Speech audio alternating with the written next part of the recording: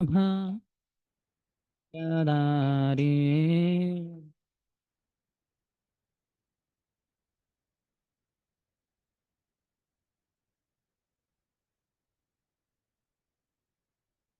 यशोदानन्दन व्रज जनरञ्जन यशोदा यमुनातीरावनचारी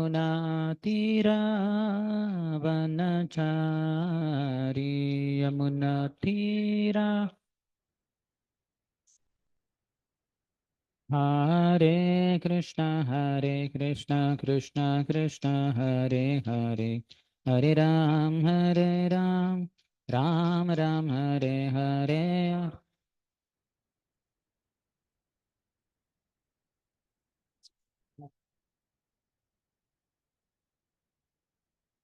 हरे कृष्ण कृष्ण कृष्ण हरे हरे हरे राम राम राम हरे हरे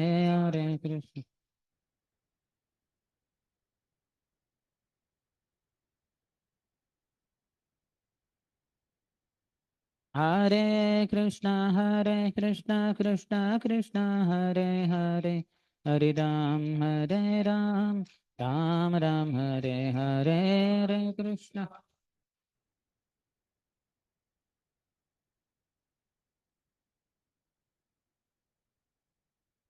हरे कृष्ण हरे कृष्ण कृष्ण कृष्ण हरे हरे हरे राम हरे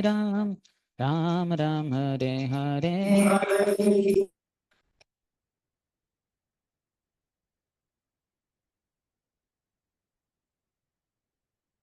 हरे कृष्ण कृष्ण कृष्ण हरे हरे हरे राम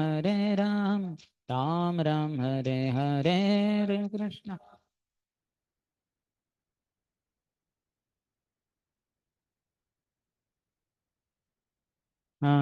हरे कृष्ण हरे कृष्ण कृष्ण कृष्ण हरे हरे हरे राम हरे हरे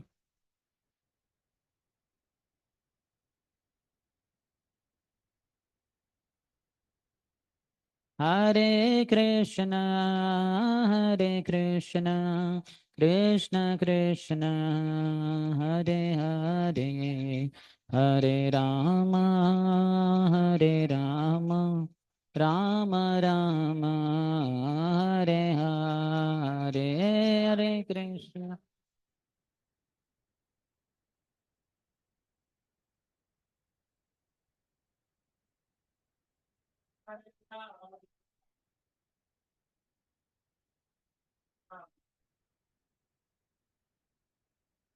जय गौरानिताय गौरानिताय जय गौरानिताय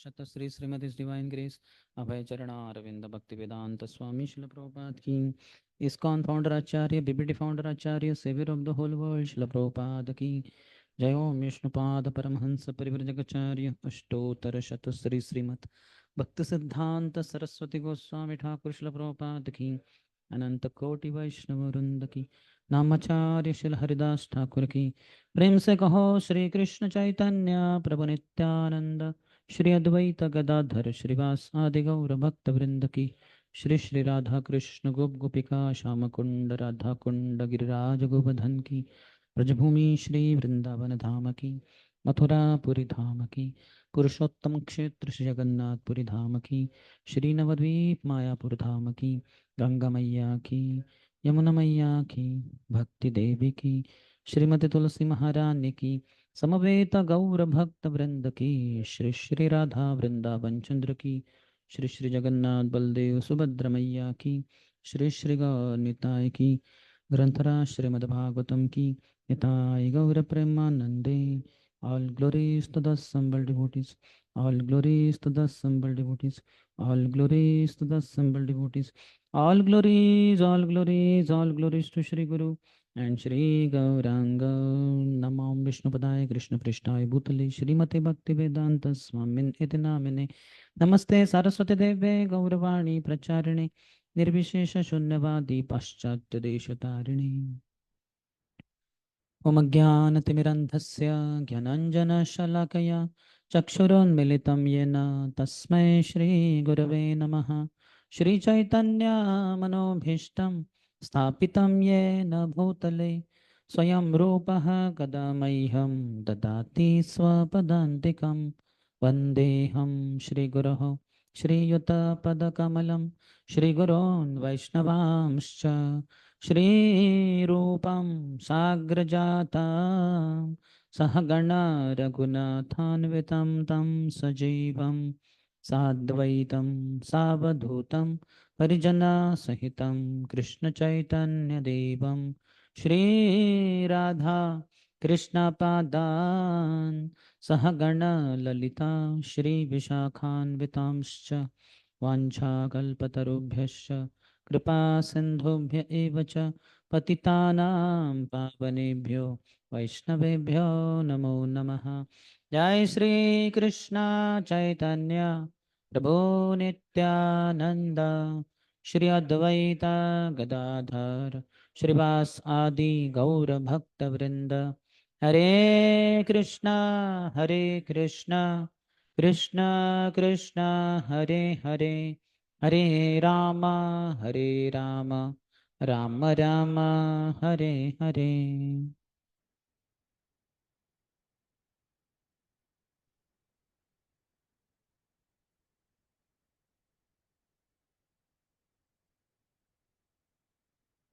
हरे कृष्णा हरे Krishna.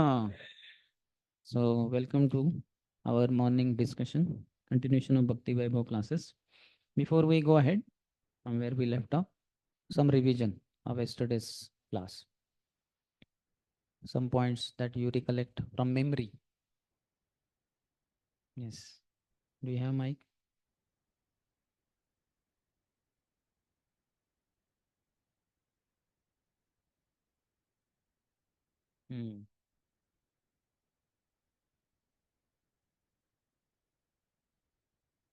Yes, Lord Mother Earth was always in touch. Yes. We Actually, studied I that. forget the name. Abhijit. Yeah, Abhijit. Oh, cow and And bull whose are. name? Muralidhar Mukund. I tend to forget. Yes, cow and bull are so innocent animals that their stool and urine are also useful. We studied, and so we should protect them, and especially because cow gives the miracle food that is milk, and the bull is he uses the grains. So Forgetting grains. forgetting grains. Yes. Snail too. When we are chanting Hare Krishna Mahamantra, Radha and Krishna are dancing on our tongue. Srila Prabhupada says in 12.8. Yes. Free ras dance, free show, dance and music show. We can be in connection with the Lord by offenseless service, especially offenseless By? chanting. Offenseless service, offenseless chanting of the holy names. Yes. Amit Prabhu. Sweet Sarak. No, We should not identify. Name. Narahari Thakur Das. Narahari Thakur Prabhu. Narahari Sarkar, I was thinking. Narahari Thakur. But anyway, Sarkar and Thakur both are like, masters only. We should not identify the miscreants. Rather, we should think it's our own misdeed. Means the bull is trying to means not clearly identifying or telling the reason why he is suffering. So he is giving many reasons. Ultimately, he is not giving one reason. So in that way, it is not encouraged to give blame others. In that sense, he says in one sense like our karma also, it's Prabhupada in the purport and all, and plus a Lord has sanctioned. That's how it has come. Whosoever may be immediate cause of the suffering inflicted upon us, but remote cause is Krishna only. So Krishna has sanctioned this activity. Let me accept it. Any other?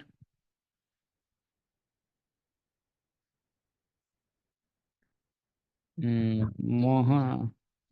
Huh? Jagdishwar Mohan Prabhu. I was thinking Dwij Mohan and which one? Which Mohan? Jagdishwar Mohan Prabhu. Generally, you have a tendency of blaming the immediate cause rather than seeing like if somebody has done, like you are giving example, agar bathroom गए हैं light off कर दिया तो then you will who has turned off the light. Yes. If we only see that blessing of remote cause is there, then we'll be ecstatic. Different people behave differently in different circumstances. So one who, that statement, the greatness of a person has to be estimated by his ability to tolerate provoking situations. So, that was statement by Prabhupada, that is the statement in Krishna book for that story of Bhrigu Muni testing Brahma, Vishnu and Mahesh. So Brahma became disturbed that nobody, he did not pay obeisances. And Shivji went to embrace, then Bhrigu Muni said, hey, you are very dirty, don't touch me. So Shiv became very angry and he took his trident to kill only Bhrigu. Parvati stopped him. And when Lord Vishnu was struck with his foot by Bhrigu Muni, Vishnu, who was in Samadhi, Yoga Nidra, he opened his eyes and, oh, really? What is this? And then he got up and empowerment. Thank you. So he became very very soft and so your your feet are very soft like lotus, and my heart, my chest is like hard stone. You might have got hurt. I'll massage like that. So you imagine yourself. Now I'm sitting here. He gave garland, but somebody from outside comes and hits or kicks on the chest to the degree that you fall back and somehow you control. And we'll at least burn him with our eyes. We cannot directly burn, maybe that power may not be there. But so how cool you would be? Would you be without?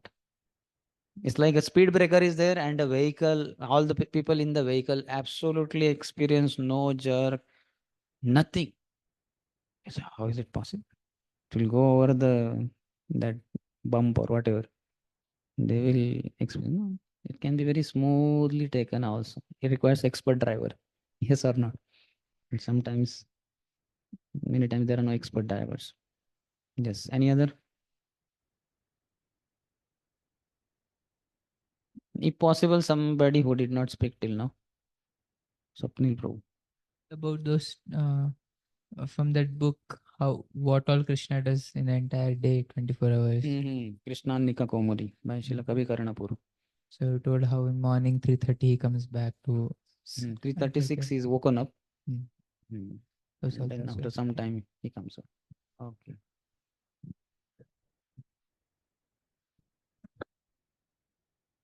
Okay. Nobody has any other word. Your point, last point, then we'll begin.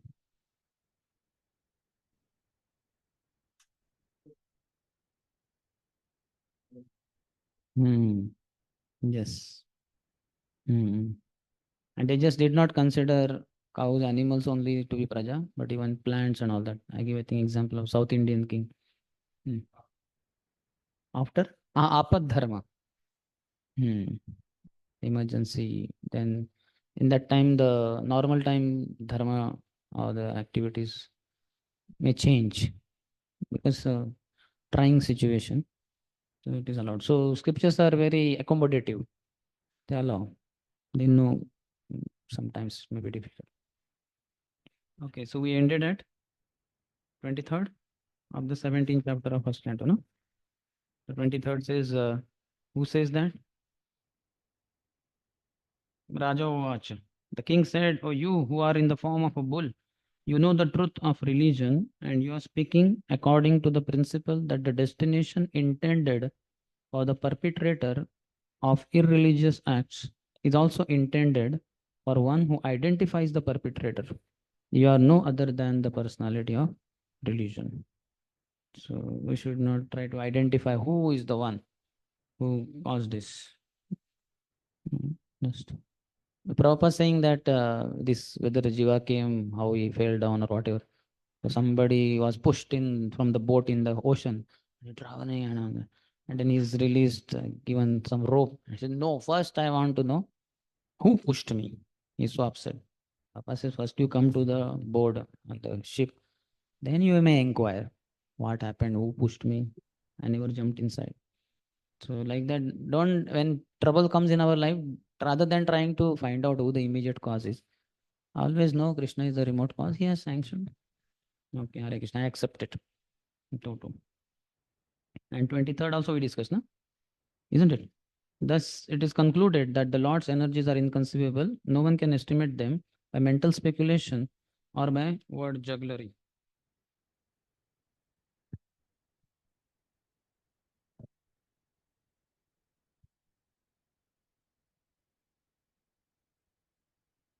He says, Vishnu Chakra Thakur says, the course of the Lord's energy, which causes maintenance and destruction of the whole universe, Deva Maya, is beyond the mind, Chetasaha. It is beyond words. Thus, it is apratarkya and anirdesha. Since Maya is only under his control, who can know and say how the Lord arranges happiness and distress in the form of maintenance and destruction for the living entities? So his ways are inconceivable. We may not understand. So no need to worry too much. Yes, so 24th. Where is that? What is it called? Subodhini.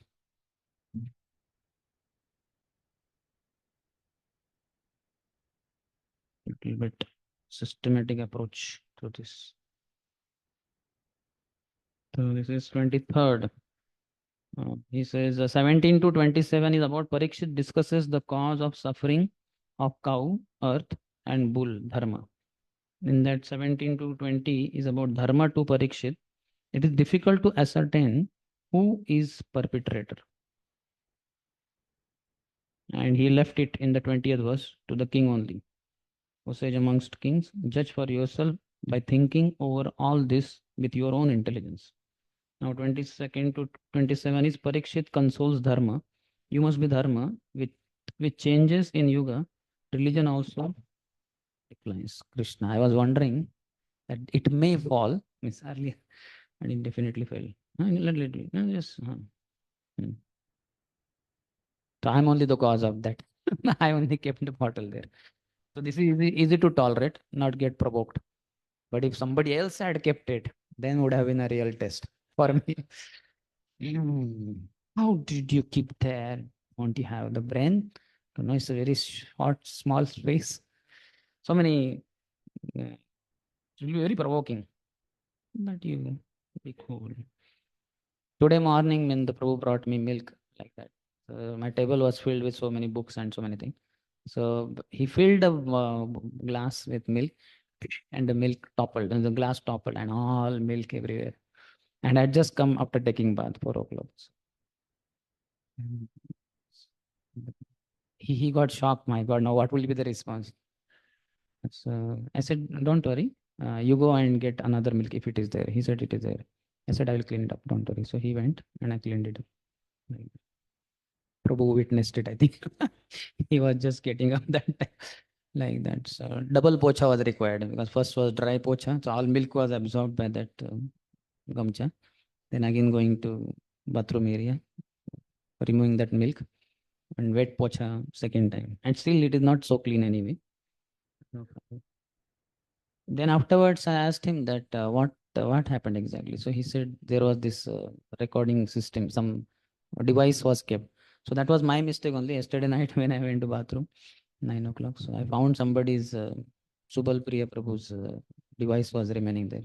I was wondering what it is, how it is lying there in the toilet kit area. So I brought it to my room and I kept it on the table because I was about to sleep. I kept it in the darkness and I was just little bit, Paramatma was giving indication that why are you keeping on the table? Miss slight, but because I wanted to sleep, I just kept it there. And exactly that device caused the whole milk toppling, etc. So I told him that you could have removed the device and kept it somewhere else on the chair. because the whole table was almost filled. So every moment this knowledge has to be applied. We all will be tested. Did you get provoked by anything from yesterday? Our class got over till now. Like I told my situation. Any provoking situation happened for anyone? Not yet. No problem. It will happen. Rest assured, it will definitely happen. Not only once, hundreds of times till you breathe your last. You will have to face hundreds and millions of provoking situations. And you may fail first few times. But if you remember our discussion, forget, don't worry about marks in Bhakti Vaibhav and getting certificate. That you will get. But in life, if you could apply, if you remember, oh, that class, high class. Bull, what did Bull say? Dharmaraj. So that will be really the test. And if you pass it, eventually you can pass it. First 2-3 times maybe failure, but a failure is a stepping stone to success. So no problem. First few times you fail. But remain cool. Should be always cool in general. And when a provoking situation happens, that is the real more bigger test or biggest test. Whether you are able to maintain your coolness. Krishna has sanctioned this act. And I was just thinking also that milk got spoiled in a sense. Fortunately, there was another milk. But then I was thinking, okay, if milk got spoiled, then I have dry fruits also soaked overnight. I could have taken them also. I was thinking, if the milk would, what would I take? Something. But Krishna has ample arrangement. Yogakshemam Mahamyam. Without Ananyas Chintayanto Mam also. Still so much arrangement, so many arrangements are there. So if you want to be cool, you can be cool. If you want to be provoked, they say na that nobody can insult without your consult. They will knock at the door of your heart. Prabhu, can I insult you? How dare of you? You will insult me? I'll smash you. Prabhu, would I insult you? Try. Prabhu, you are a fool. Arey Prabhu, don't glorify me. Arey Prabhu, you are a fool. Arey Prabhu, don't glorify. I said you are a fool. Prabhu, I am not Murkha. I am Mahamurkha. If you say that I am Murkha, you are glorifying me. You should know that I am Mahamurkha. See, two situations. So he consulted you. He asked you, would I insult you? So in the first case, you allowed him to insult you. In second case, you just did not allow him. Though apparently it appeared like you allowed him and he said you are a fool. He said, no, you are glorifying me. Why are you glorifying? So depends on you, how you react in any situation. Ultimately, whole philosophy is to be applied only. Prabhupada said, no? The process is simple, but application is difficult. Process what? In the whole philosophy is simple. Even if I don't teach you this lecture and all this, you all can easily pass Bhakti Vaibhav. You can crack exams also. Not a big deal. But application is most difficult. And all of us will be tested. Okay, anyway. Another provoking situation for you is the tension that you have to, what you call, undergo. Prabhu will complete the syllabus or not. Too much discussion. And shlokas remain behind. We are always lagging. Lagging is increasing. Don't worry. 24th. Please repeat. Tapaha shaucham daya satyam iti padaha krute krutaha adha adharmamshaistrayo bhagnaha smaya sangam daistavaha. In the age of Satya, truthfulness, your 4 legs were established by the 4 principles of austerity, cleanliness, mercy, and truthfulness. But it appears that 3 of your legs are broken due to rampant irreligion in the form of pride, lust for women, and intoxication. So the 4 pillars, dharma stands on 4 pillars. Anytime you come across somebody in preaching, you can use this tool. What it means to be dharmic. Because many times people think that they are dharmic, they are very religious. You stay in temple and all that, you chant Hare Krishna. But we also, many people. So we can say that Dharma stands on 4 pillars, all this. And these 4 pillars are broken even by any one of the activity of like meat eating, gambling, illicit sex, or intoxication. Any one activity one does, immediately he is irreligious because he has broken one pillar of Dharma. The more he breaks the pillars, the more he is irreligious. The people will be alarmed. Really? Dharma? Because many times people say, हम सनातन धर्मी है, we are Hindu dharma. गर्व से कहो, हम Hindu है. People are very proud of their being dharmic, and they will have that some kind of what do you call band will be there. All varieties of bands are there. Not tulsi beads. I don't know which beads are there. Rudraksha beads will be there, and sometimes they will have tight here, amulet or something will be there. Some people may have there. They think they are very dharmic, but they don't know they are acting adharmically, irreligiously by breaking any of the 4 regulative principles. So against illicit sex, means illicit sex breaks which pillar of cleanliness of dharma, and meat eating, mercy, because mercilessly the animals are being killed. Then gambling, truthfulness, because in gambling there is so much of untruth, lies are spoken.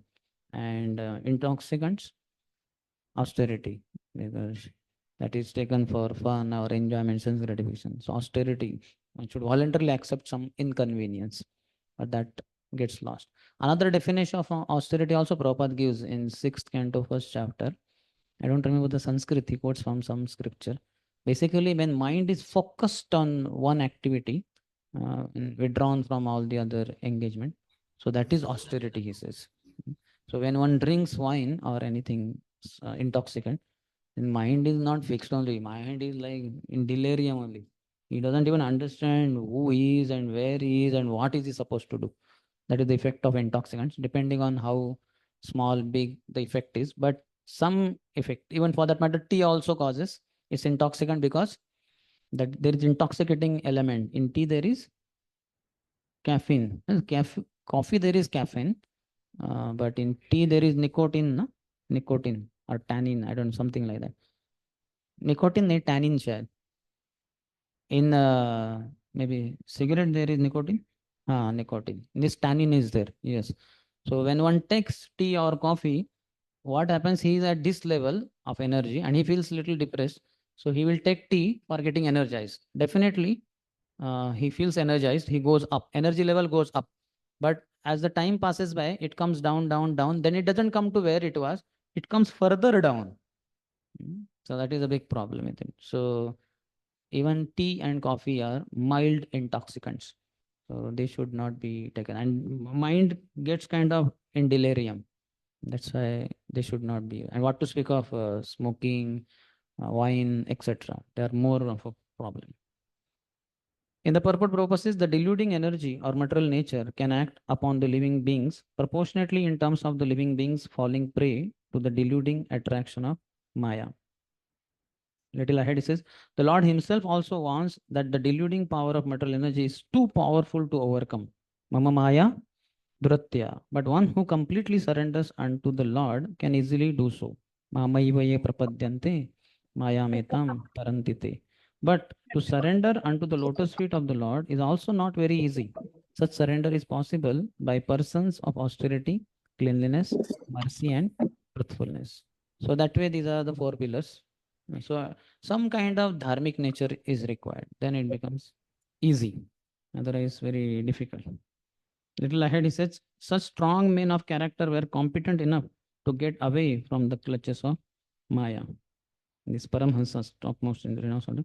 By cultural standing, the human beings were not at all subjected to the deluding energy. And such strong men of character were competent enough to get away from the clutches of Maya.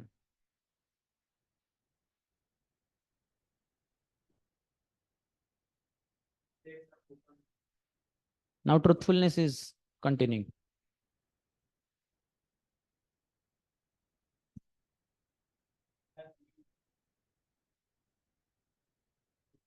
Why truthful only remaining and 3 are broken by Kali Yuga? Why everything is Kali Yuga has not, acha, okay, that Kali in that Ah, form. ah. Basically, after every what you call Satya Yoga is over, so one pillar is broken. So that way there is no Kali Yuga there. So step by step, that is by Lord's arrangement also. People according to their desires and all will be born in different ages then. They are supposed to undergo that karma through only having 3 legs of dharma or 2 legs or 1 leg. So we are quite sinful. So we are born in Kali Yuga.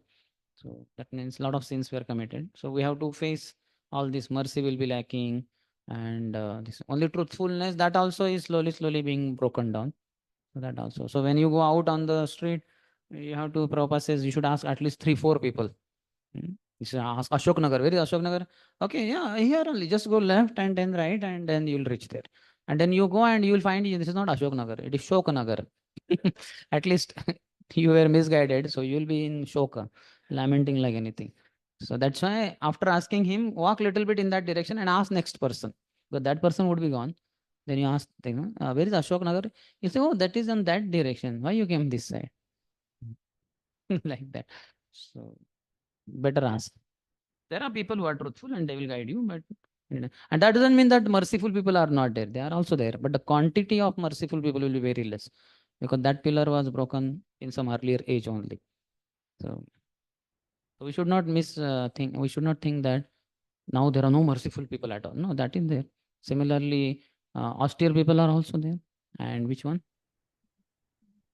Clean people are also there. But the quantity will be hardly any. In this, what is it? Okay, 25th. You are now standing on one leg only, which is your truthfulness, and you are somehow or other hobbling along.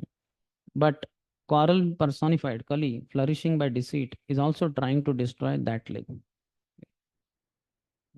In the middle of that, no one can cleanse the accumulated mental dust without glorifying the Supreme Lord.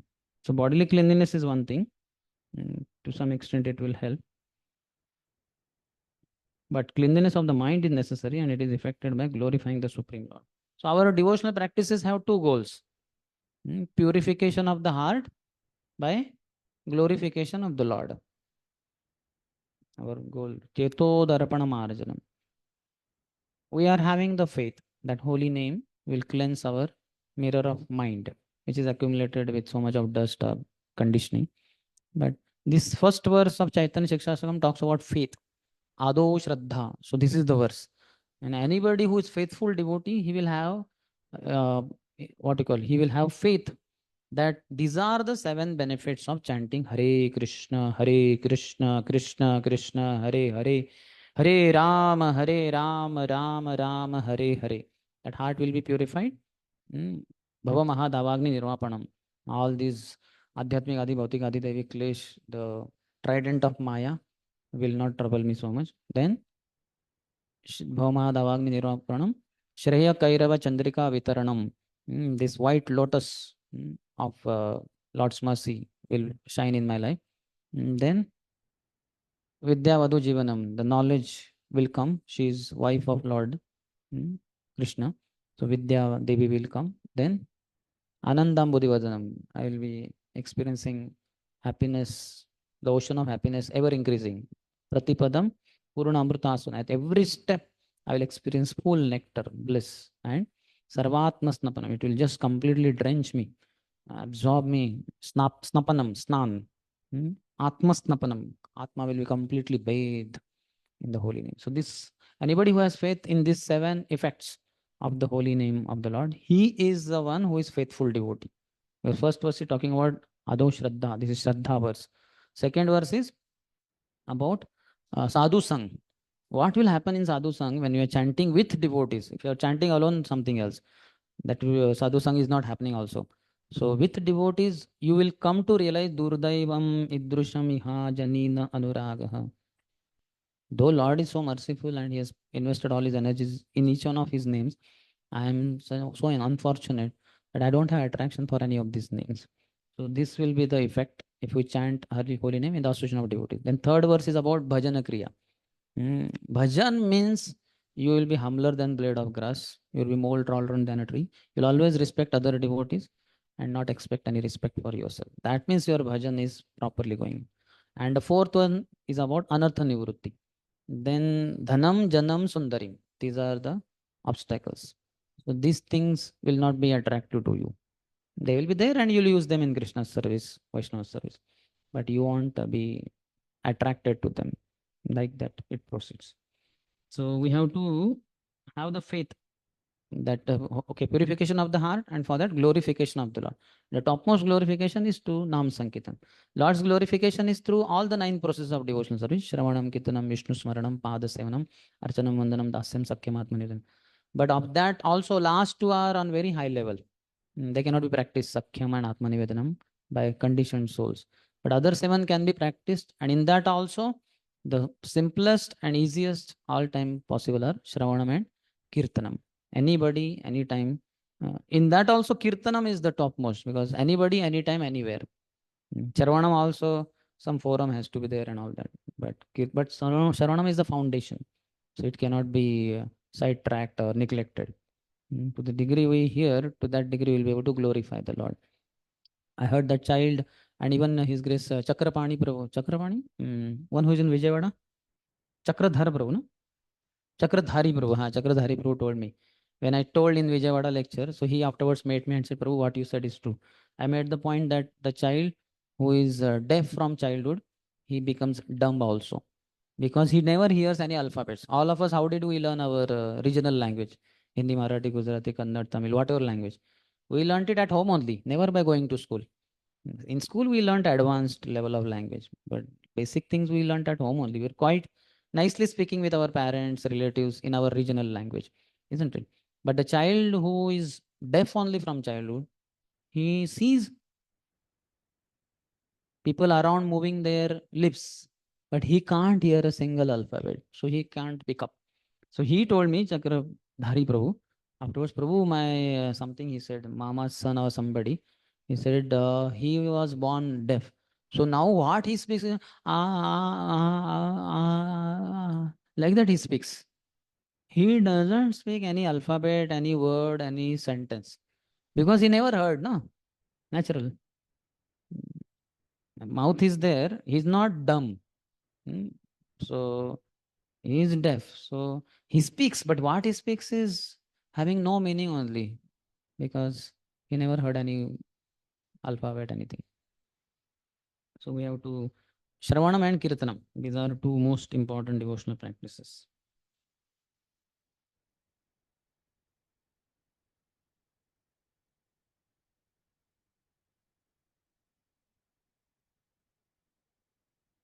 Okay, 26th. The burden of the earth was certainly diminished by the personality of Godhead and by others as well. When he was present as an incarnation, all good was performed because of his auspicious footprints.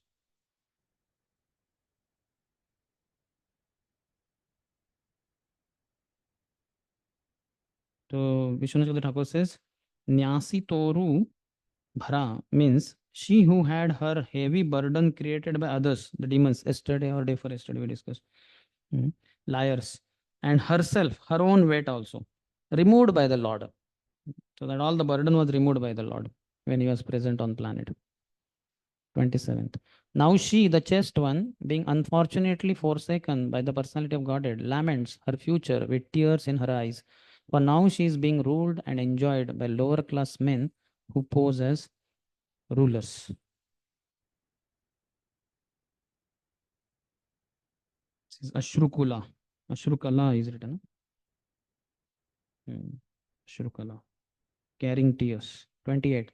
Maharaj Parikshit, who could fight 1,000 enemies single-handedly, thus pacified the personality of religion and the earth. Then he took up his sharp sword to kill the personality of Kali, who is the cause of all irreligion. In third line, Prabhupada says, this age of Kali will certainly be full of all activities of Kali. But this does not mean that the leaders of society, the executive heads, the learned and intelligent men, or above all, the devotees of the Lord, should sit down tightly and become callous to the reactions of the age of Kali.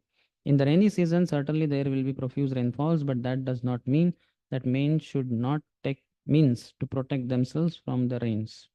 This did this point come earlier? I think that's what I was thinking. Maybe it is covered here only.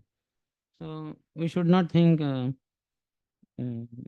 oh, what to do, Kali Yoga, we can't do anything. No, you have to spread positive wave of holy name, Hari Katha, Hari Prasad, Hari Bhakta Sangha, etc. In Hindi, our Balganpur used to quote, I don't remember clearly, but something like, मैं अधर्मियों के कुकर्म से उतना नहीं डरता जितना कि धार्मिक सज्जन लोगों की अक्रियता से। अधार्मिक लोगों के दुर्जनों के निष्क्रियता से सक्रियता से मैं उतना नहीं डरता जितना कि सज्जनों के निष्क्रियता से। You understand? That demonic people are very active. They are going on, they're drinking wine, they are spreading violence and doing all nonsense in the world. So that is not a big cause for fear. Bigger cause of fear is Sajjan people are only those who are good people. They are nishkriya. They are what do you call? Without activity. They are doing nothing. So we have to be active. Prabhupada, you see, went all the way. He could have said this is Kali Yuga and what to do. Even in Gaudiya Math, there were fights in brahmacharis and sannyasis. So where is the hope for rest of the world? You can imagine, na? If brahmacharis or sannyasis are fighting over some room in the ashram, then where is the hope for the rest of the world? Who have not even given up women, wealth and other things. He did not think like that. He went all the way there. He knew that, okay, they did not follow Guru Maharaj's instruction. Guru Maharaj was focused on preaching, but they did not focus that much. They focused on this basic maintenance, room, food. Then that caused the problem. He went and he preached, and they became so amazing. Those followers of Prabhupada who were foreigners, no match in one sense with brahmacharis and sannyasis of India. And they gave up not only their houses, in one sense they had given up earlier only, and not also ISKCON temple. They went to other countries, other continents, and spread Krishna consciousness all over the world. Because Prabhupada was convinced that Chaitanya Mahaprabhu has said, Prithvi Achetanagradigram, Sarvatra Prachar Hoive Morana. My name will be spread all over the world. So it has to happen. The potency, the blessings are already there. Somebody has to just go ahead, become nimitta, instrument in the hands of Chaitanya Mahaprabhu. And he was convinced of that.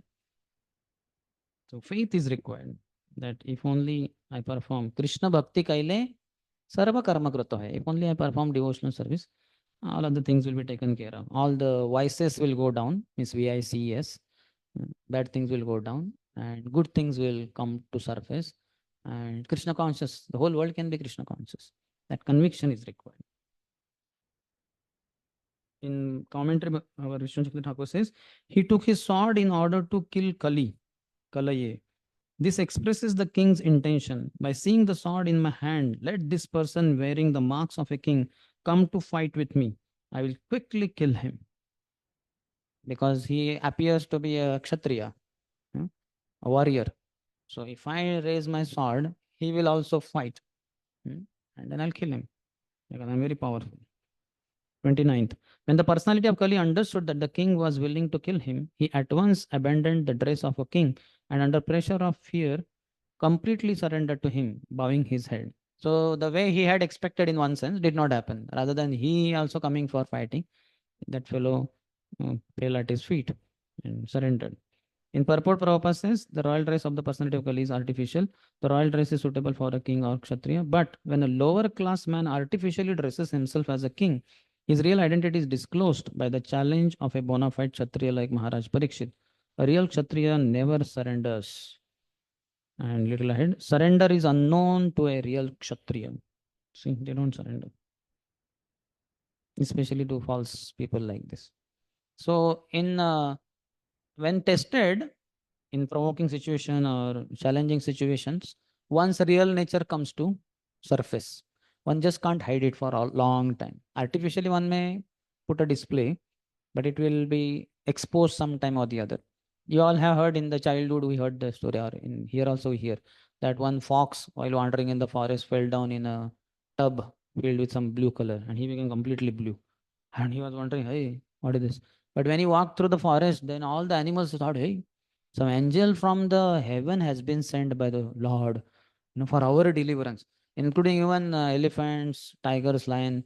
And they thought this is angel sent by the Lord, should be accepted as the king of the forest. So they gave him that simmasan, and he was sitting, and he was very happy. Lions, tigers, they were bringing food for him, vegetarian, non-vegetarian food. Happily days passed by, but after some days like that happened. Then one night when he was sitting in his Rajya Sabha with other animals, somehow in the forest away, some other foxes, they howled.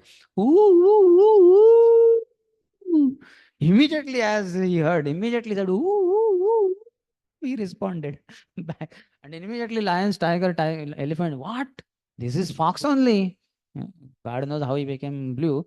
But he's another fox. Then immediately they pounced upon him, tore him off because he was a cheater. He continued to accept their worship and services as a king. So they did not like that. So once nature will come to surface sometime. Similarly, in the what do you call armies, sometimes the spy of the another country joins, and he dresses exactly like these army people, and he speaks the same language also. And it's very hard to find out. Somebody is leaking the information. The enemies are coming to know. So some spy is in our army, in our this thing. So how to find out? It's very difficult. So what they do, they will thoroughly scan the whole army people, and then they will suspect some few, one, two, three, whatever. Then the person, when he's sleeping in the night, they will take hammer or something like that and hit it on his finger. And when he hits it, he will get up in the night. He's fast asleep. He will speak in his original language because it is from other country. The other country doesn't have same language. So he'll speak. Let's say he's from Germany, so he'll speak in German language, whatever. I don't know how they say. Let's say he says, "You fool." So he'll speak it in German language. So then they'll capture. Okay, he's not from our army, our group, and then they will take him on task. Like that. So our nature comes. So here, this fellow is exposed because he's not a kshatriya at all. Actually, you said that initially we may behave wrongly, but gradually we will change. That is by devotional practice. No? This is devotional practice. Without devotional practice, So if we label someone like that, that is label someone as sometimes we may label a devotee or some means. none of our businesses to label this devotee, that devotee. We have to see how fallen we are. Amar jivan sada pape rata nahi ko punnera lesha pare re udvega diya chi je kota diya chi jive re klesha. Bhaktivinoda Thakur has written Kamal Manjari in Golok Vrindavan. Why is he written? For himself. He never is Kamal Manjari, assisting Lalita Vishaka Sakhis. So for us, we are not here. We should not poke nose in others' business affairs. We should look at in our own heart. There's so much of mal, so much of contamination, and long way to go. I have a long way to go. We should make a list of our drawbacks, at least 2, 3 at any given week or something, month. My topmost contaminations in this week or month are this, whatever. One, maybe lust. You can write some details. Second, envy towards other devotees, brahmacharis. And third, whatever, food, atyahar. So every week, every month, we can update. Because you have written down honestly, it did not be disclosed to anyone. It can be hidden in your notebook somewhere. And you are seeing that. So Paramatma you are talking to. So Paramatma will purify you, and those that will not be a problem. But next week some other problem will be. That can be again mentioned. Or next month. Like that. And we can pray to the Lordship Shri Radha Vrindavan. Oh Lord, these are the defects in me. So don't get into labeling devotees and all that. That we did for many previous lifetimes as sadhakas. Maybe we were initiated devotees in previous life also, most of us. Maybe in ISKCON also, if not in some other organization. And because Anartha Nivritti did not happen, we went up to Bhajanakriya and Anartha Nivritti and we got stuck. So we died. So we took birth because of our devotional background in India. We got again, came to ISKCON, we took shelter. Again, this lifetime we will be stuck in Anartha Nivritti till last breath. Again we will die. Next birth again, somewhere again we'll be human beings. because we have brahmacharis in this body. Hopefully, next body also of a male body, unless there is too much attachment to some particular mataji or girl. So then definitely a woman body in the next life. But otherwise, male body because of being a brahmachari. But again, at the age of 20 or 25, again we will come across devotees. We'll take initiation in ISKCON, and again we will be struggling in anarthas. Again we will die. Again next birth of male or female human being for short, sure. So how long we'll go on this way? We have to cut now. No more birth. So for that, don't poke nose in others' affairs. In our own heart, we have to keep. Kali thought, it is not possible for me to fight with him. A Kshatriya cannot surrender. Therefore, giving up the king's clothing, I will fall at his feet. So he got exposed. He was not a Kshatriya at all. 38th. Maharaj Parikshit, who was qualified to accept surrender and worthy of being sung in history, did not kill the poor surrendered and fallen Kali, but smiled compassionately, for he was kind to the poor. This is how Kshatriyas are. If somebody surrenders, they have to accept it by giving shelter. Just like when in Khandavan burning, when Arjuna was shooting arrows one after other. So when he saw that Mai, uh, his wife and child got Mai or Takshak's wife and no, Takshak was out of town, I think, and his wife and got burnt. Maybe Maya's wife got burnt. I don't remember whose exactly. Takshak was out of not town, out of forest. But then this May, seeing that danger awaiting him, he came and he ran. He was running, and Arjun immediately was shooting. Then he came to Arjun and surrendered, saying that I surrender to you. Arjun said, "Okay, I spare you. Go." And then he wanted to give something. Arjun said, "No need." But then Krishna asked that because you are expert architect, we want this thing, nice assembly hall to be built for Pandavas. Yudhishthira Maharaj, you build it. So he agreed, and that's what is my Sabha. Very powerful he built. A lot of description in Mahabharata, what all he did.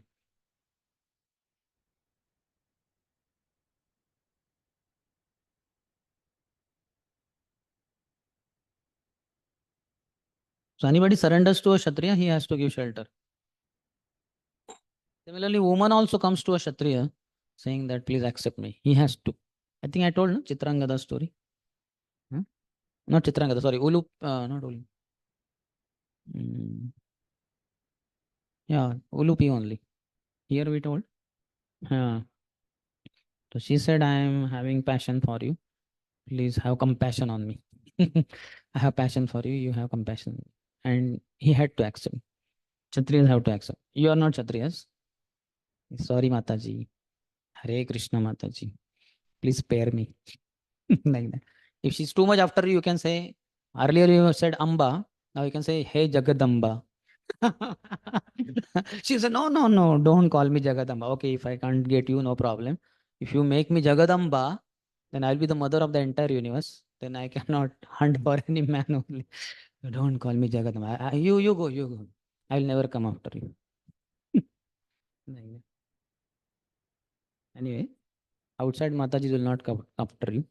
For them, you are like a wrong number, useless fellow, shaved head and sadhu. But ISKCON girls will like brahmacharis. So pure, so refined, so gentlemanly, so advanced, such advanced devotee. So take care. Sadhu, सावधान. How to be सावधान? राम नाम में है आलस, भोजन में होशियार, ऐसे जीवन का हो सदा जय जयकार. सॉरी, सदा धिक्कार. Our Bhagavata teacher, Bhakti Shastri teacher, Purnachandra Prabhu, proper disciple. He preached in Russia a lot. He's no more. He took sannyas. After 1 year, he left body. His samadhi is there, I think, in Vrindavan. So he would always tell us, Sadhu, Saudhan. He would give us some alarming information. And then he would say this also. He was American, I think, but he would speak this in Hindi. Ram नाम में आलस, भोजन में है होशियार, ऐसे जीवन का हो सदा धिक्कार. So we should not be alsi in Ramna, and we should not be very expert in eating. Then we'll be Saudhan always. Yes. So 30th. Maharaj Parikshit, who was qualified to accept surrender and worthy of being sung in history, did not kill the poor surrendered and fallen Kali, but smiled compassionately, for he was kind to the poor. Last lines, Prabhupada says, he was a kind and compassionate emperor, fully worthy of accepting surrender even from his enemy. Thus, the personality of Kali was saved by the will of providence. If he would have acted any other way, Kali would have been killed only by Parikshit. So he exactly was induced by Paramatma to surrender to Parikshit, and his life got spared in order for Kali to have his influence all over the world, because that was the desire of the Lord. So that's why it's providence. So here also you can see it is destined that Kali would have his influence. In Abhay Charan serials arranged by His Holiness Bhakti Charusha Maharaj, how many of you watched? English, Hindi, whichever. So if you remember when Prabhupada reaches America after some days, months, whatever, that one very, some person comes in coat suit tie and says, hey, Swami, get out. This is my area. This is like America personified or Kaliraj personified. It says, get out of America. This is my area. I have my full influence. And Prabhupada, then what happens? Brilliant light comes out of Prabhupada's body. And he's like, "Oh," and he cannot resist, and the light is increasing only. So then he runs away. Hari bol, Srila Prabhupada ki jai. So when His Holiness Bhakti Charu Maharaj was here, I think he was sitting here only giving brahmacharya class. So maybe I asked him this question, Maharaj, we did not read this in Lilamrit, that Prabhupada came across some man and the light increased, he increased light. He said, no, that is figurative. They have the license, what they call, just like poets have poetical license, like that in the music and whatever that, there is a license. So what exactly Prabhupada did can be put it in this way. Because of Prabhupada's preaching, then Kali's influence reduced and he had to run away. Prabhupada said, no, if only these people knew what I have come for, to spread, this is my doctrine is no meat eating, no gambling, no illicit sex, and no intoxication. If only they knew this, they would have killed me in the first place only. So they were like that, they were very sinful. But Prabhupada's preaching increased Krishna consciousness all over America and world.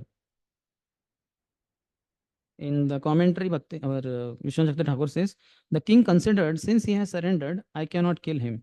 If I kill this evil person, because of killing a surrendered person, irreligion which has just appeared will spread. See how refined he is in his thought processing. I am trying to curb irreligion, but by my not giving shelter to a surrendered soul, I only will be cause of spreading irreligion. So that is improper. He was wrong and I'm trying to punish him, that is okay. But if I only become wrong, that will be worst thing only. He's Shrestha also. Yadyad acharati Shreshtas. He will enter into me even and will not die. So that is not proper. He slightly smiled because he had not given up his anger. This plan has been made by the Lord. Today you have been protected from my hand, though I want to kill you. Parikshit also understood. This is Lord's plan. 31. The king thus said, we have inherited the fame of Arjun. Therefore, since you have surrendered yourself with folded hands, you need not fear for your life. But you cannot remain in my kingdom, for you are the friend of irreligion. Okay, I spare your life, but I banish you also from my kingdom. You cannot stay here. Get out. Go somewhere. You are the friend of irreligion. Last lines. That is the way of wiping out corruption in the state and not otherwise. The friends of irreligiosity should be banished from the state, and that will save the state from corruption. So either the person should change from his wrong behavior to proper behavior, and if he can't change, then he should be taken out of that space, that place. Somewhere else he could be. You stay there. Like that. Here he's Kali only, so Kali cannot change his nature. So get lost. Cannot stay in our kingdom. In commentary, Vishwanath Thakur says, contemplating his action, he spoke. You have come with folded hands in front of me, sustaining the fame of Arjun. You cannot stay any degree in this place. 32nd. If the personality of Kali, irreligion, is allowed to act as a man god or an executive head, certainly irreligious principles like greed, falsehood, robbery, incivility, treachery, misfortune, cheating, quarrel, and vanity will abound.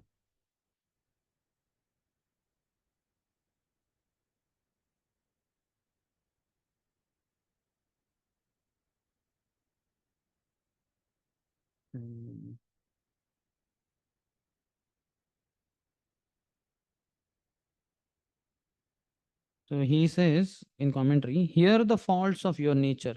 The Devatas being overcome by you will be fixed in greed and other qualities. What to speak of humans? These qualities follow you completely. Anu, when you are situated in main and Devatas. Anarya means inferior. Amha means giving up one's dharma. Jeshtha means poverty. Maya means deceit. Damba means pride. So all these characteristics of Kali, they were mentioned by him. When Kali is there, irreligion spreads in the form of these things. So you cannot stay here. 33rd. Therefore, O friend of irreligion, you do not deserve to remain in a place where experts perform sacrifices according to truth and religious principles for the satisfaction of the Supreme Personality of Godhead. In the middle, Prabhupada says, any place or country where the supremacy of the Lord is accepted and the sacrifice is performed is called Brahmavarta. Because he said, Brahmavarta yatra yajanti yagyair. This is Brahmavarta, you get out of Brahmavarta. So Brahmavarta is not just like one place. Though there is that place also in Kanpur where Ganges flows, Bittur rather. Yeah, Bittur. If you go where Dhruva Tila is there, not Dhruva Tila, Dhruva Maharaj Palace or Uttanpad Maharaj Palace is there. Palace means now some structure they have made. How many of you had been? Had been? If you go to Kanpur ISKCON temple, they will take you 15 kilometers away. So there Bittur is there. So Dhruva Maharaj, that kingdom, and Ganges is there. And that's where when I went, it was Ganges was kind of flooded. Little, it was rainy season, I think. So that otherwise, if normal, maybe summer season is there, water goes little down. So you can see that there is some kind of thing there because Brahmavarta was kind of in the center and Brahma had put some kind of, I don't know what, some kind of thing. I could not see the water was too much. So that is there. So that is Brahmavatma. So that is also there, but Prabhupada is giving broader picture, broader understanding. Any place or country where the supremacy of the Lord is accepted and the sacrifice is performed is called Brahmavarta. Brahma Avarta. That means Avarta means like going round and round. Trunavarta. Truna. The blade of grass goes round and round and round. Anything comes in that. Ball, wind goes round and round and round. So Brahma Avarta, where spiritual activities only go round and round and round. They're all around. So that is Brahma Avarta.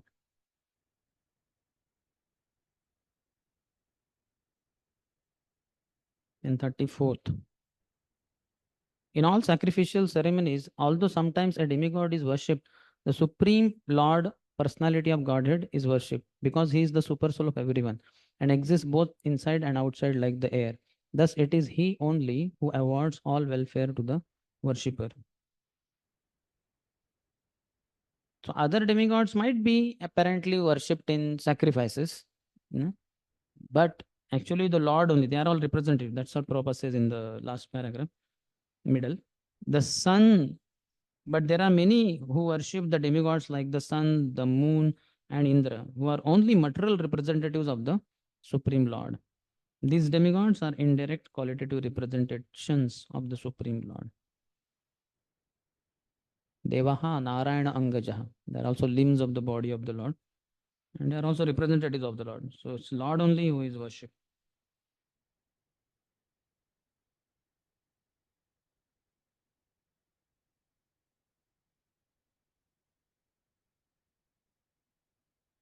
So in earlier, not earlier, 34 only. No? Yeah, he says commentary, but the Devatas should also be worshipped, not just Bhagwan. He is the soul of those who are worshipped, such as Indra.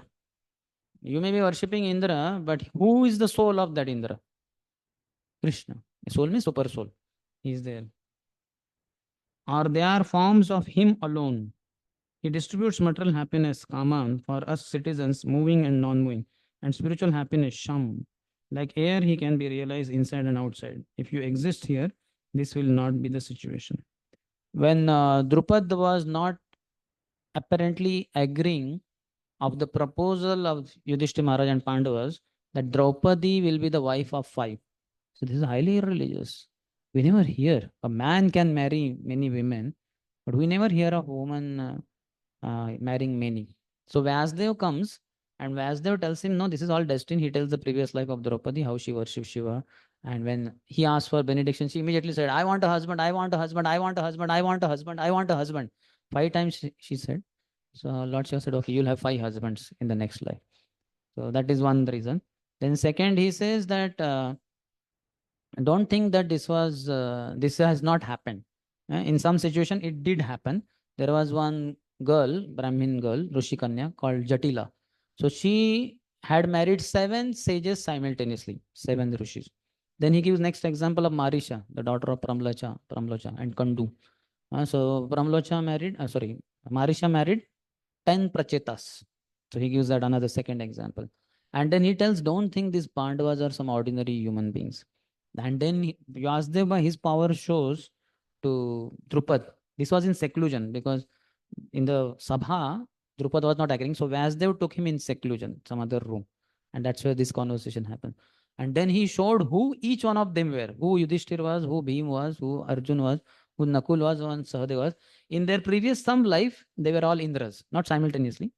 Once Yudhishthir was Indra, some other time Bhima was Indra. They were Indras like that. So don't think they are demigods. I mean, that worry. And anyway, in this life also, they are born from demigods. But in previous life, they were demigods themselves also. Like that, Vasudev reveals. Anyway, the demigods also are surrendered to the Supreme Lord only.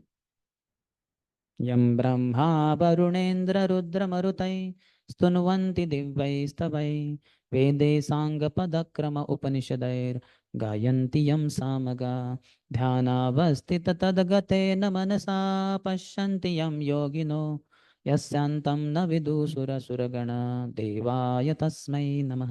12th canto 13th chapter first verse, last chapter first verse. So he says, Vasudev says that even Brahma, Rudra, Varuna, Maruta, all the demigods, they sing the glories of the Lord. And Vedas, their Pada, Krama, Upanishad, everything is focused on glorifying the Lord only. Dhyana vastita tadgatena manasa. Even the yogis who sit in meditation, they are also meditating on the Supreme Lord. And his start and end is not known even to demigods and demons. Yasyantam na vidu sura asura gana devaya tasmani. To such Lord I offer my obeisances. So Lord is only there everywhere. 35th. Sri Suta Goswami said, the personality of Kali, thus being ordered by Maharaj Parikshit, began to tremble in fear. Seeing the king before him like Yamaraj, ready to kill him, Kali spoke to the king as follows. Latter half of purport Prabhupada says, the king of the executive head must be so strong as to stand before the personality of Kali, like the personality of death, Yamaraj. The king's order must be obeyed. Otherwise, the culprit's life is in risk. That is the way to rule the personalities of Kali who create disturbances in the normal life of the state citizens. The Prabhupada is giving guidelines to state rulers also. Otherwise, the culprit, it will be difficult for them. So they should be curbed by all means. It's like fire also. If it goes beyond some requirement, we slow it down in the gas. Or otherwise in chulha also, we may remove the wood and all that. We arrange it because becoming too much.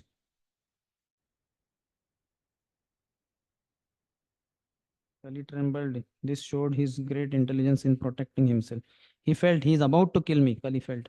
The intention of the king was, if he does not follow my order, I will kill him right now. That is my desire. If he obeys my order, though I will not kill him, I do not have any fault. Dandapani means Yama. 36. O your majesty, though I may live anywhere and everywhere under your order, I shall but see you with bow and arrows wherever I look. Okay, you are banishing me from here, but your rule is spread all over the planet. Jambudvip, what you call, not this, Bhumandala, Bhurlok. So wherever I go, I will see you. Means I will have threat from you. In the middle, Prabhupada says the personality of Kali was meant for mischief, and Maharaj Parikshit was meant for subduing all kinds of mischief mongers, especially the personality of Kali.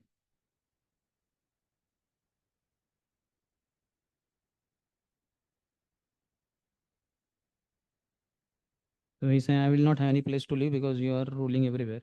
Therefore, kill me who have fallen at your feet in front of you with your hand right now. So another meaning also Vishwanath Shakti Thakur gives.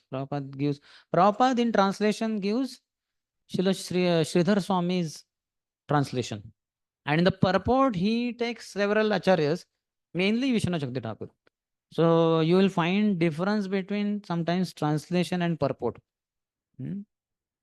So why that happens, you have to know. Because Sridhar Swami's translation is taken the way he has given commentary. Each 10 acharyas have given a commentary for all the cantos. For 10th canto, 23 acharyas are given. So Sridhar Swami is the original commentator on Bhagavatam. Original means Vyasdev is the original. But next to that, Mahaprabhu also approved Sridhar Swami. So Sridhar Swami was blessed by Lord Narasimhadev. In the childhood, he was a duffer. He was a pakka fool boy. When once one king was disguised with the minister, and he was roaming in Odisha, that area, taking a tour of his kingdom, and was watching what's happening. So he saw in one house, poor family, one lady told her son that, my dear son, please get some oil from the shopkeeper. So he took one tin, what you call, burtan, vessel, and he went and he gave money to that person, and he gave the oil. And when he brought, because there was some hole, something cracked, so oil dripped most of it, and little bit was remaining. And the mother saw that. She said, "Oh, my dear child, this oil is almost dripped. So you need to get, because this is hardly anything. Get it." So he carried the same vessel and brought from the shopkeeper.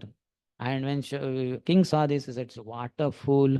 What kind of foolish citizens are there in our country? If this is the way, what advancement will we make like that? Can your God make this child intelligent?" He asked the minister, because he knew minister is a great devotee of the Lord. So he basically provoked the minister using that scene. So now he said, "Can your God make him intelligent?" The minister was very godly, very nice. He said, "Yes, my God, what not can he do? He can make him intelligent." King was shocked. He never expected such kind of response from the minister, because the child had proved his foolishness beyond limit. So then king said, "Okay, it's like a challenge, challenge after challenge. Okay, so now let's see how your God makes him intelligent. Make him intelligent." The minister said, "But I need some facilities, O king. You have to provide. You have to accept those facilities." King said, "Okay, we will provide, because king is the king. He has so much money. So money is not a problem." So he thought, what is the problem? But the minister proposed. He said, this child will study with the prince in the palace. The prince had a special teacher coming every day and teaching him in the palace. So now this is a big blow on king's false ego, no? Because he's such a duffer, and he will study with my son, with the prince. So, but king also was not going to go back. He said, "Okay, agreed. Go ahead." So what that minister did, he went to Narasimha temple and prayed very fervently, "Oh Lord Narasimha, now your image only is at stake. Aapki hi izzat aap bachao." So, I did my job. Now you please do the needful. So then the prince was studying, and then this boy also joined. Now both of them are studying under that teacher. So after some days, this child not only picked up the basic which the prince had picked up, then he became so scholarly, so intelligent. The teacher also kind of raised hand. My God, this is extraordinary. I cannot imagine somebody so brilliant. And that boy only became Sridhar Swami. Most intelligent. That's why you'll find in Sridhar Swami's commentary, especially in 10th canto, that Vedic prayers by the Vedas, you'll find so many prayers offered to Lord Narasimhadev. Because he's a devotee of Lord Narasimhadev. Lord Narasimhadev only protected him, gave him the intelligence and all this. He's a pakka devotee of Narasimhadev. So Sridhar Swami is the original commentator. And Chaitanya Mahaprabhu approved, that story of Vallabh Bhatta. So when he came and he said, I have written a commentary which surpasses Swami. Mahaprabhu became very angry. He said, anybody who rejects Swami is a prostitute. It has two meanings. Anybody who says that his commentary has surpassed or rejected Sridhar Swami's commentary is a prostitute. That means he is not loyal to the husband. That means acharyas in the parampara. He is the first acharya in one sense. And another meaning, the local meaning, means regular meaning. The wife who rejects her husband, she is a prostitute. So like that. So why we went in Sridhar Swami? What was the reason? Huh? Okay. Translation is of Sridhar Swami. And in purport, he doesn't take Sridhar Swami, he takes Acharyas and mainly Vishwanath Chakti Thakur. Sometimes Jiva Goswami here, there. So here he is giving another meaning. Therefore, kill me, who have fallen at your feet in front of you, with your right hand, with your hand right now. That's what Kali is saying.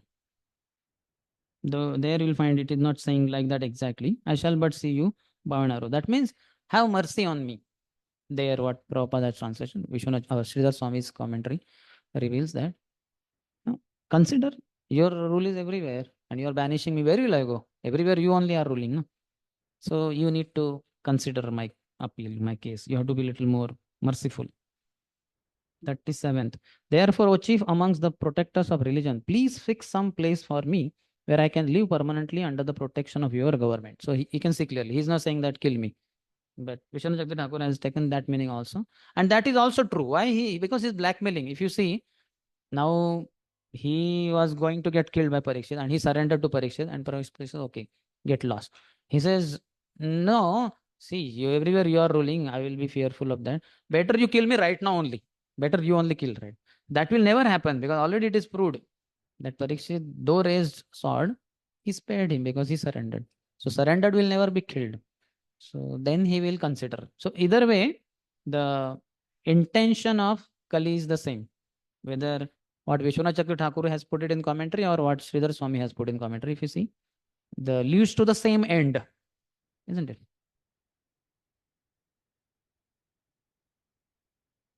Then 38 talks about 4 regulative principles.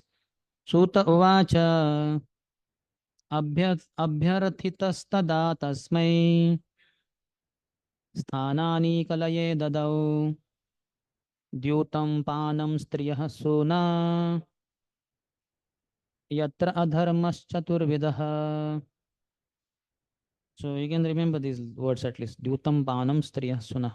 That Bhagavatam, first canto, 17th chapter, 38th verse says. If you don't remember the verse number, at least the words. Dyutam means gambling. Panam means drinking. Madhyapan, dhumrapan, panam, drinking.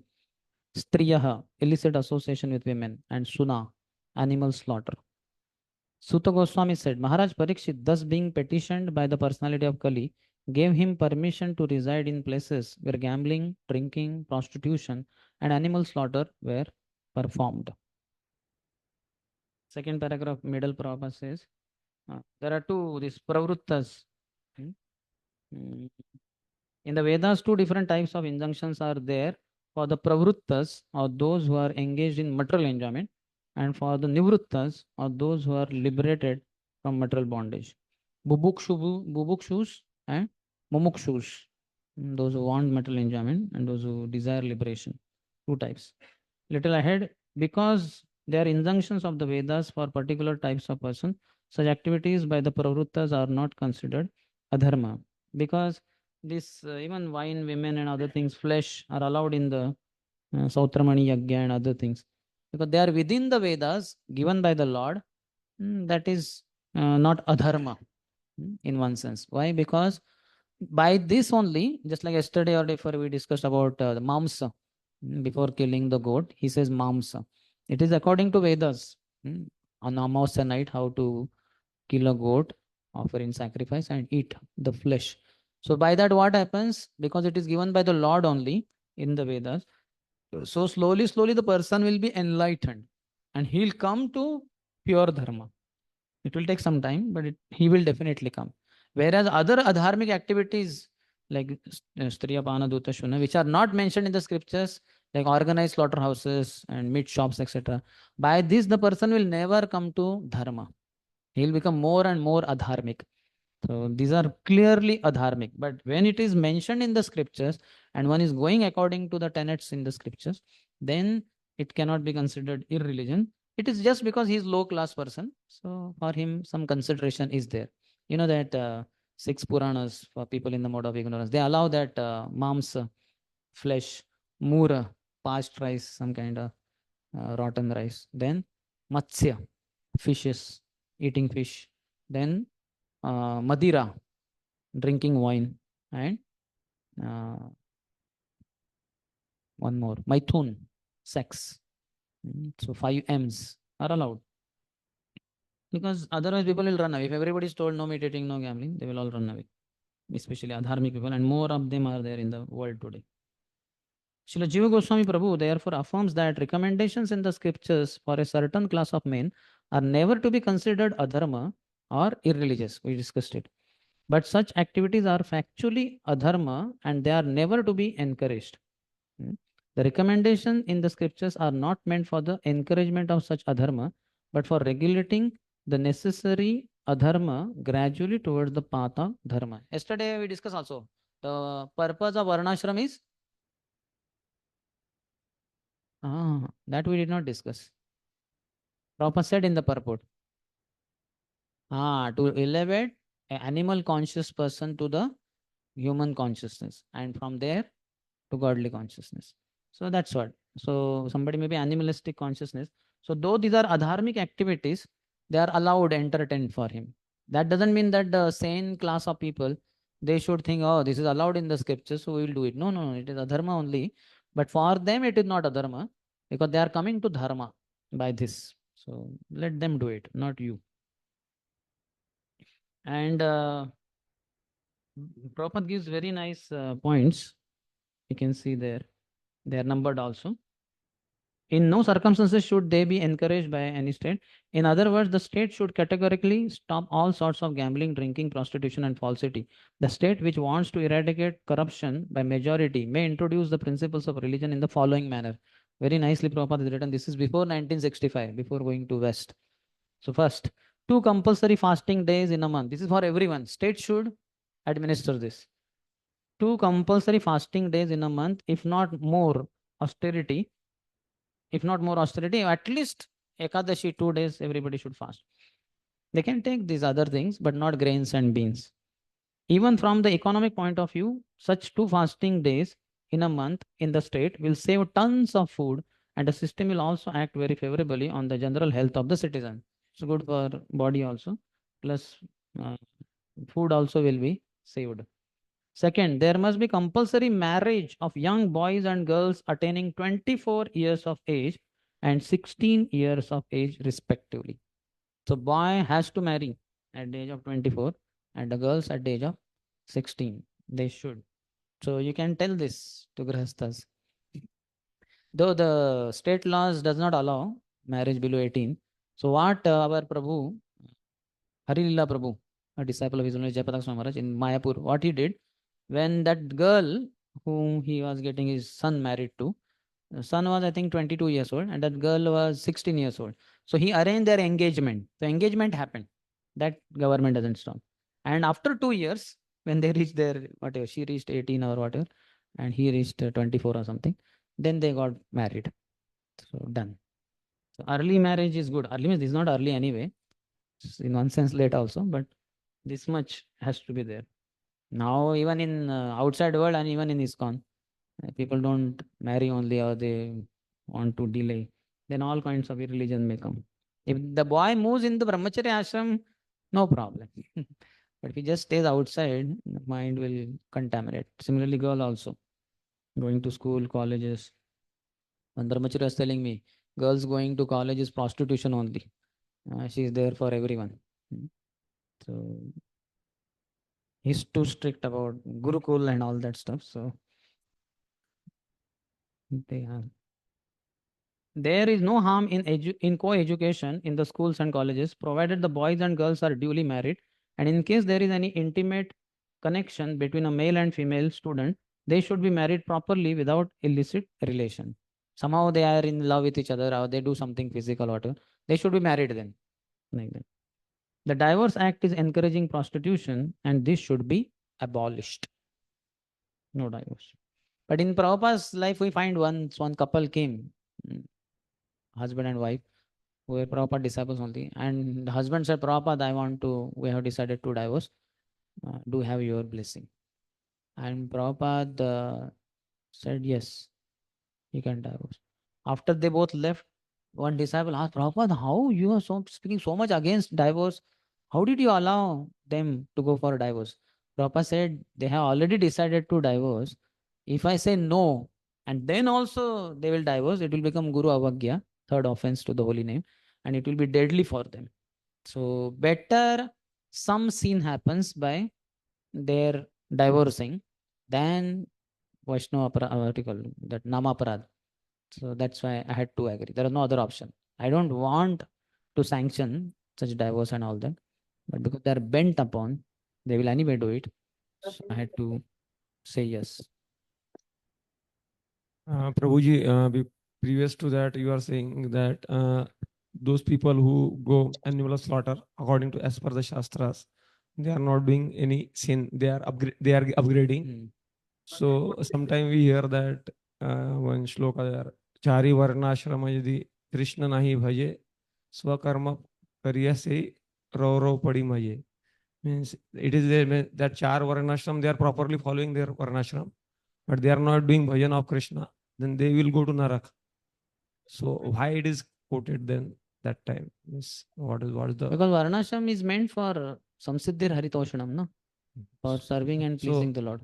So these What is the use of just having a nice social structure, completely catering to physical and mental needs? That means gross body and subtle body. There is nothing of about worshipping the Lord. That is not the purpose of Varnashram.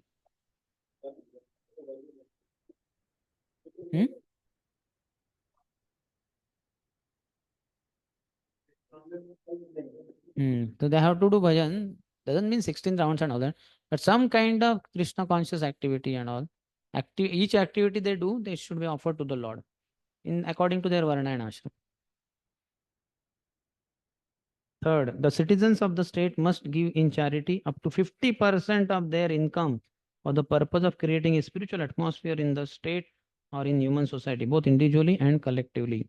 They should preach the principles of Bhagavatam by a Karma Yoga or doing everything for the satisfaction of the Lord. So Karma Yoga, I think that day I said, those who are passionate for them, Karma Yoga. Regularly hearing of the Srimad Bhagavatam for authorized persons, from authorized persons or realized souls. Those who are in the mode of goodness, for them Jnana or Yoga Marg. Like that. So regularly hearing Bhagavatam. C. Chanting the glories of the Lord congregationally at home or at places of worship. D. Rendering all kinds of service to Bhagavats engaged in preaching Srimad Bhagavatam. And E. Residing in a place where the atmosphere is saturated with God consciousness. If the state is regulated by the above process, naturally there will be God consciousness everywhere. Nice plan Prabhupada has given. You can copy paste this and take a printout and laminate it and put it everywhere. Founder Acharya, His Divine Grace, Abhay Charanar in Bhakti Swami Prabhupada's recommendation in Bhagavatam, 1st Canto, 17th chapter, 38th verse, purport for all the devotees and world in general.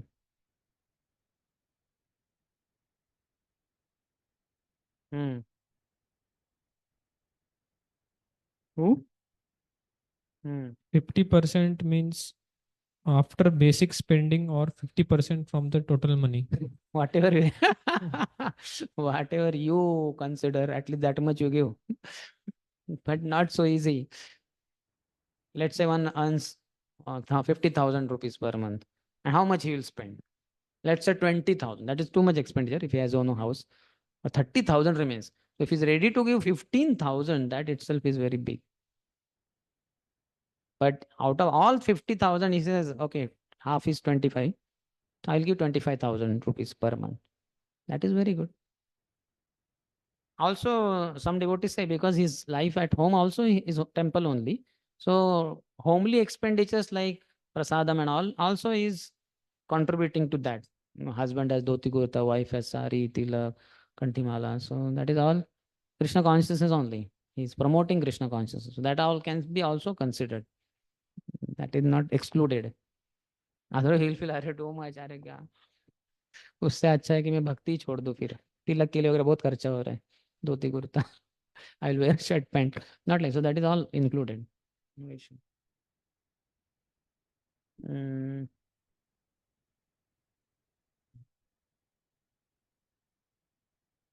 Okay. 39th. The personality of Kali asked for something more, and because of his begging, the king gave him permission to live where there is gold, because wherever there is gold, there is also falsity, intoxication, lust, envy, and enmity. So when somebody surrenders and one is giving shelter, if that person asks little more, that may be considered. So this he thought apart from these 4 places where meat eating, gambling, illicit sex, intoxication goes. So apart from that, give something more. So okay, where gold is hoarded. In purport, Prabhupada says 3rd line, Kali asked the king to give him something practical which could be utilized for his nefarious purposes, because all over his state, country, they hardly have these 4 regulative principles broken.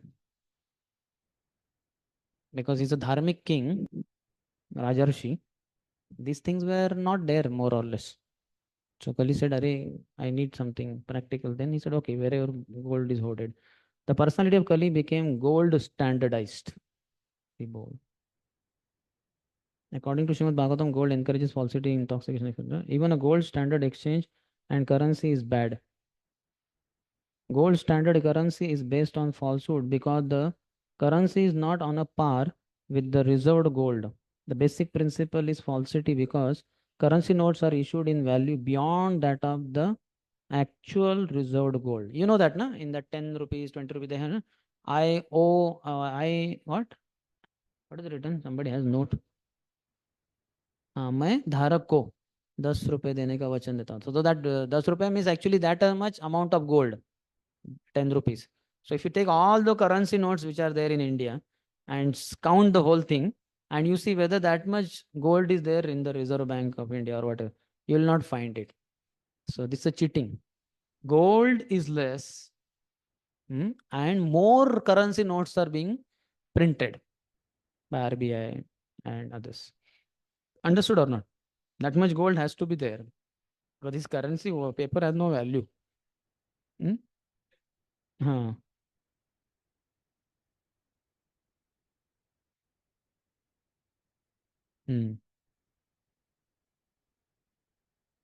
अच्छा. So in India that is there. Huh?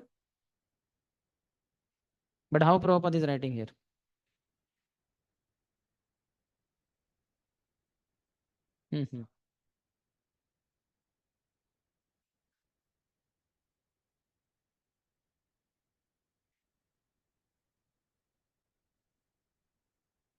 So they don't have that much gold there anyway. Achha. So but you are saying in India this is followed. Huh? Huh?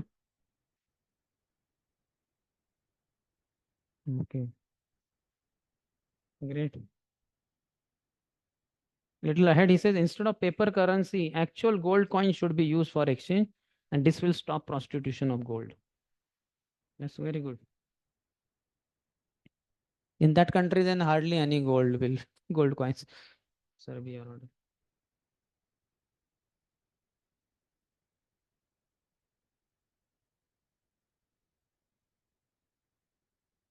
in a place where there is wealth, 4 types of adharma: untruth, intoxication, illicit sex, and pride. And a 5th, enmity, will also be present.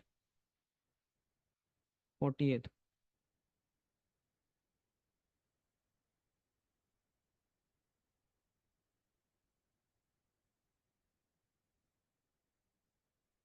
Thus, the personality of Kali, by the directions of Maharaj Parikshit, the son of Uttara, was allowed to live in those 5 places. The 4 regulative principles broken, and where gold is hoarded. 41st. Therefore, whoever desires progressive well-being, especially kings, religionists, public leaders, Brahmins, and sannyasis, should never come in contact with the 4 above-mentioned irreligious principles.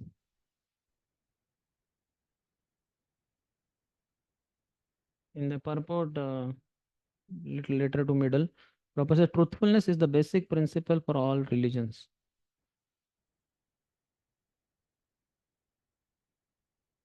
So good, because that is basic principle, and we have that in Kali Yuga to some extent at least.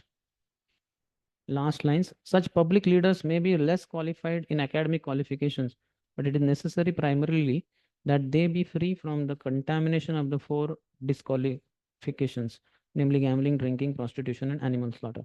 So all the leaders should be tested for these qualities, whether they are following the four regulatory principles or not. Then, if they are following, then only they should be appointed as leaders. That is the criteria for making anyone as leader, any kind of leader, whether they are teachers in the school, they are company heads, or whatever it is, house, in the house also. All should be tested for this. This is the test. Just imagine all the teachers worldwide, they're all following four regulatory principles. How wonderful would be the students. I heard in one college, engineering college, one boy, though he was engineer, but for some reason he got selected in that gutka company. They have some need, some electric plant, something, whatever. So, and that was paying high salary, big package like that. So when he got selected, the next day in the classroom, the class teacher told, so yesterday in campus selection, our this boy, whatever the name, please stand up. So he stood up. He got selected in the gutka company. They did not say Haribol. But it was a heavy package. Everybody knew because it comes now on the campus that, what do you call that? Placement board. So there it was written, the package, everybody knew. And he was the only one who got selected. So everybody applauded. Yeah, like that. So this much is okay. Gutka company is not going to eat a gutka. He's not joining there to eat gutka. Next, what the teacher said. So now as he's going to work there, he'll have a lot of free packets of gutka every month. So as I'm the class teacher, he can consider and send every month.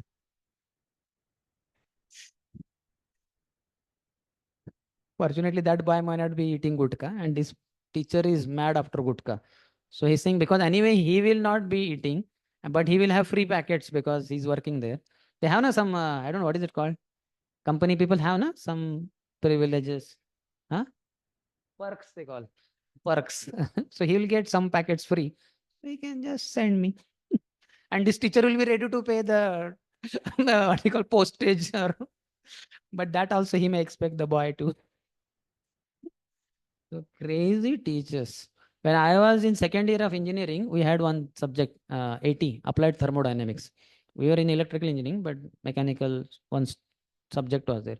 So the teacher from mechanical department would come in our electrical department and he would teach that. So he would give us some sum and that enthalpy, this, that. So something he would teach and then he would give the sum. Okay, so you all solve.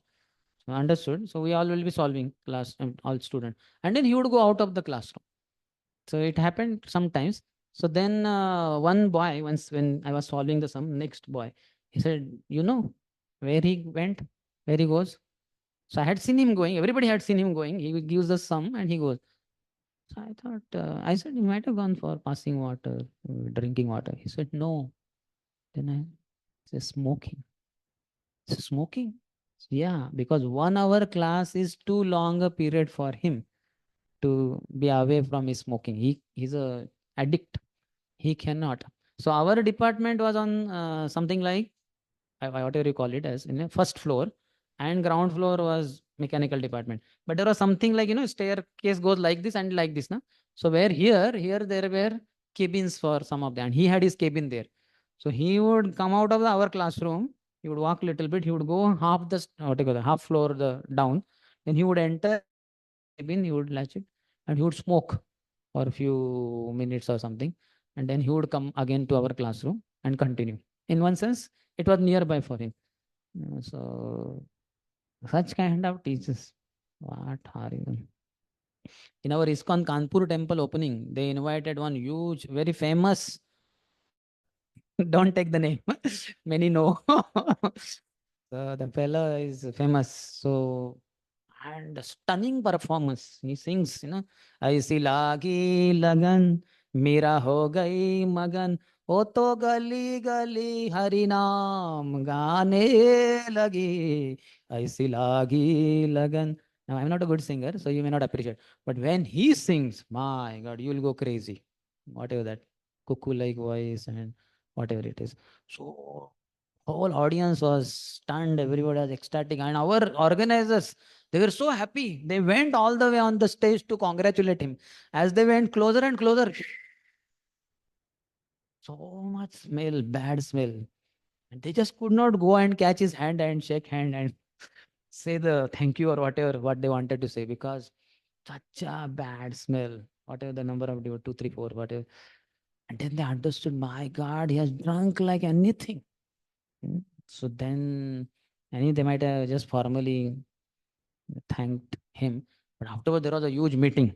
After this, what nonsense. How can we call such a singer who drinks like anything? Then other party, those who called, said, but he cannot, उसकी लगन लगती ही नहीं जब तक वो उसमें मगन ना हो. Like that. तो वो होता नहीं उसका. But then why did we call? But the whole world comes when he comes. If everybody comes to know that in ISKCON he is going to sing performance, then whole world comes. Otherwise, half the crowd also would not be present.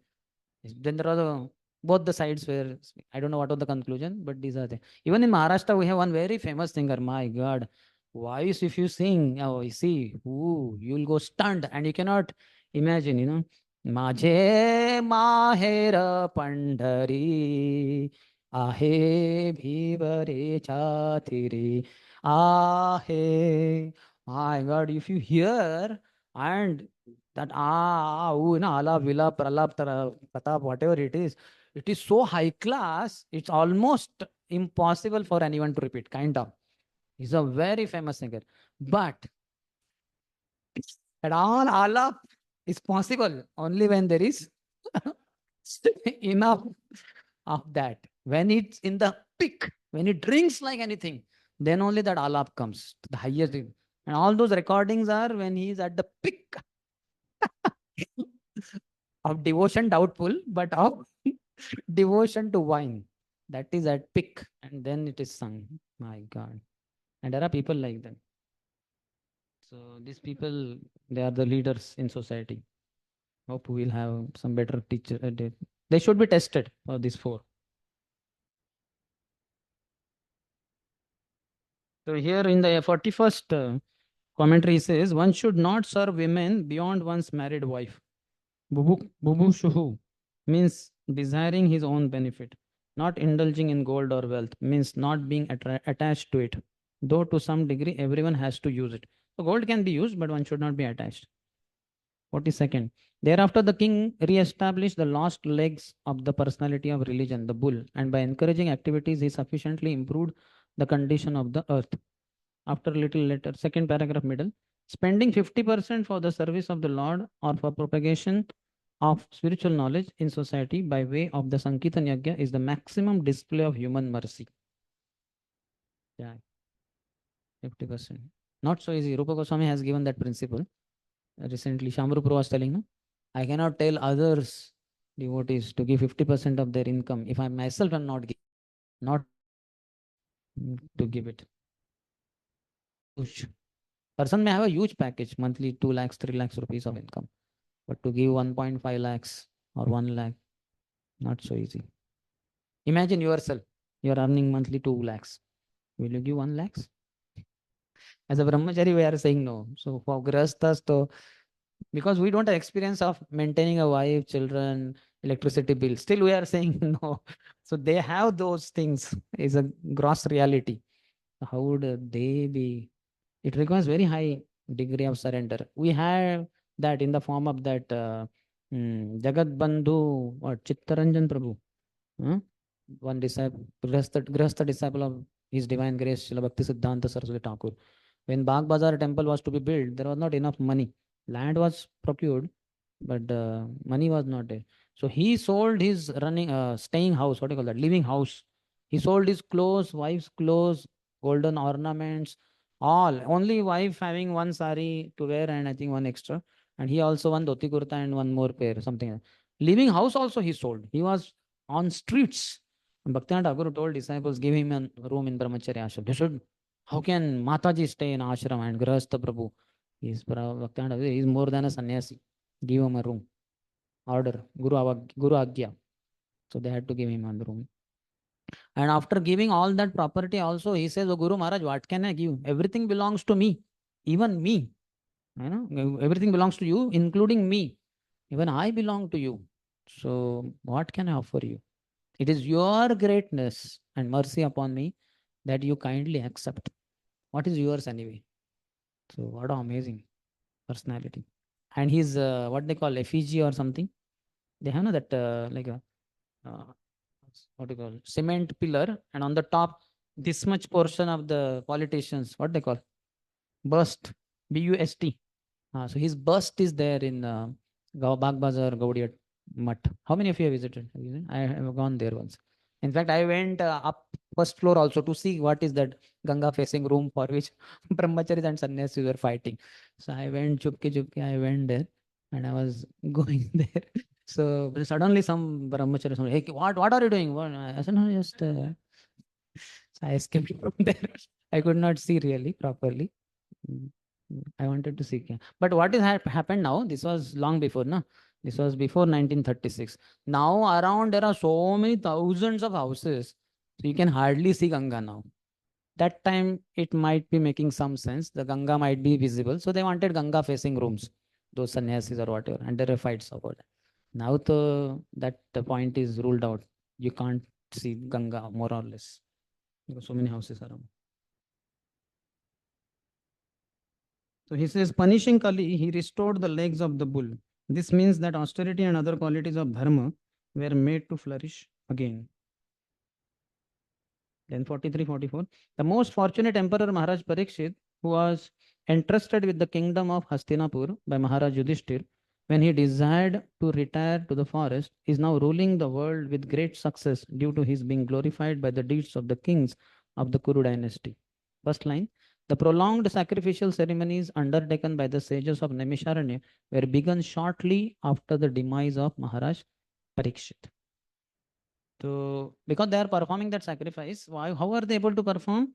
Because of Parikshit, who has left though the planet, but you are in one sense being able to perform this by his grace only. He set dharma. He made Kali, miss, he made again dharma who was only standing on one leg, again stand properly. So that's what they are being told. Because of his influence, you can perform sacrifice here. This is expressed in 3 verses. Adhyaste means he is presently protecting the kingdom. The present tense is used because of nearness to the present. Parikshit had already disappeared. This is after Parikshit Maharaj disappeared. But they are being told, just recently he was there. Before he left, he said dharma. And that's otherwise this Kali would have created havoc. And the last verse of this chapter. Maharaj Parikshit, the son of Abhimanyu, is so experienced that by dint of his expert administration and patronage, it has been possible for you to perform a sacrifice such as this. Purport. The Brahmins and the sannyasis are expert in the spiritual advancement of society, whereas the Kshatriyas or the administrators are expert in the material peace and prosperity of human society. Both of them are the pillars of all happiness, and therefore they are meant for full cooperation for common welfare. So Brahmanas and Kshatriyas should cooperate. They are top leaders of the society. Brahmanas, they see spiritual advancement of society, and Kshatriyas, the material peace, prosperity, etc. But unfortunately, Kali Yuga, they too only fight. They are hardly existing, but in case they do exist, then there are fights among them. And here we see that next chapter will come. How typically Shringi, who was Brahmin, cursed the top ruler, the king. So the saints, the Bhaktivedanta purpose to first into 17th chapter of Srimad Bhagavatam entitled Punishment and Reward of it. Any question?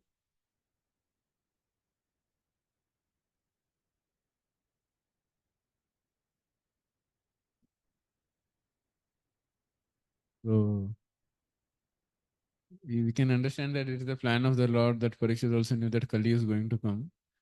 But if he knows that this, if I leave him or if I spare him or if I give him some land, some portion of land outside my kingdom, he will create havoc. Like he will have it. He knows that, na. Earlier he said, na, that this is providence, arrangement of the providence. He said, na, you kill me. But then because Parikshit had given him shelter, and because he had taken shelter and if Parikshit kills him, Parikshit himself will become adharmic. So that he cannot do. So in one sense, Parikshit is checkmated. So he understood this is plan of the providence, Lord's desire. And he knows now this is Dwapar Yuga ending almost. Kali Yuga has begun.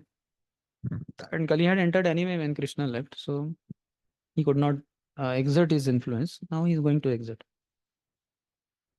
But then also he did some things by which Kali would not have supreme influence. That is also understood. Kali will not have full influence immediately. As the age passes by, then influence will keep increasing. Abhishek.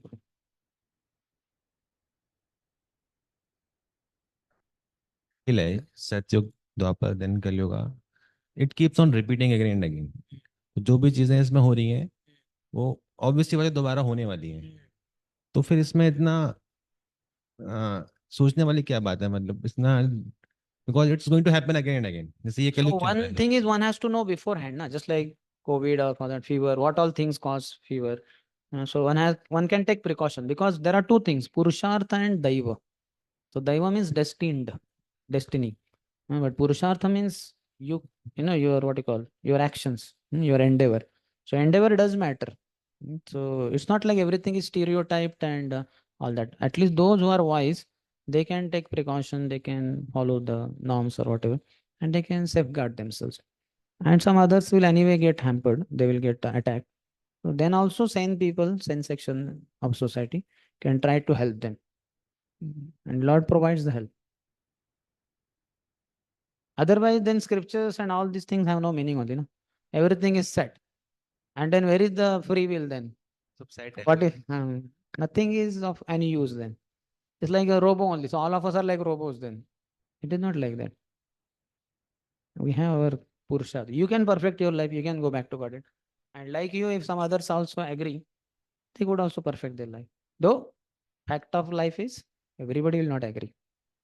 But we have to try to give to everyone. Isn't it? Like we go out everywhere for giving holy name and other things. Few accept and we go on. We are not breaking our head or committing suicide. Not everybody is accepting what is this 5 years or over 10. No, we know that will be the case. But that also does not mean that we'll just sit in the temple only. Anyway, those who have to become devotees, they will become devotees anyhow.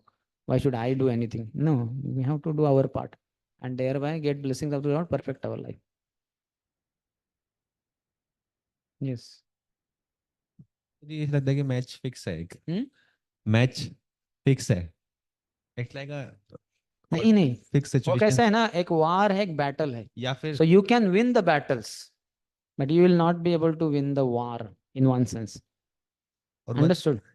yeah, it's like a Though our English saying says that winning the battle and losing the war, that means it's put in a derogatory way. What's the use? You won the battle, but war you lost anyway. Overall, there was defeat only. But that is not the case. We can be winning the battle, and you take few individuals back with you to Godhead, and you'll get so much blessings of the Lord. Everyone you will not be. So that's why it's not a cause of frustration also. What is this? We have been preaching in ISKCON all over the world so much and hardly any results. 60 crore books are only distributed. What is 60 crore in comparison to 800 crore?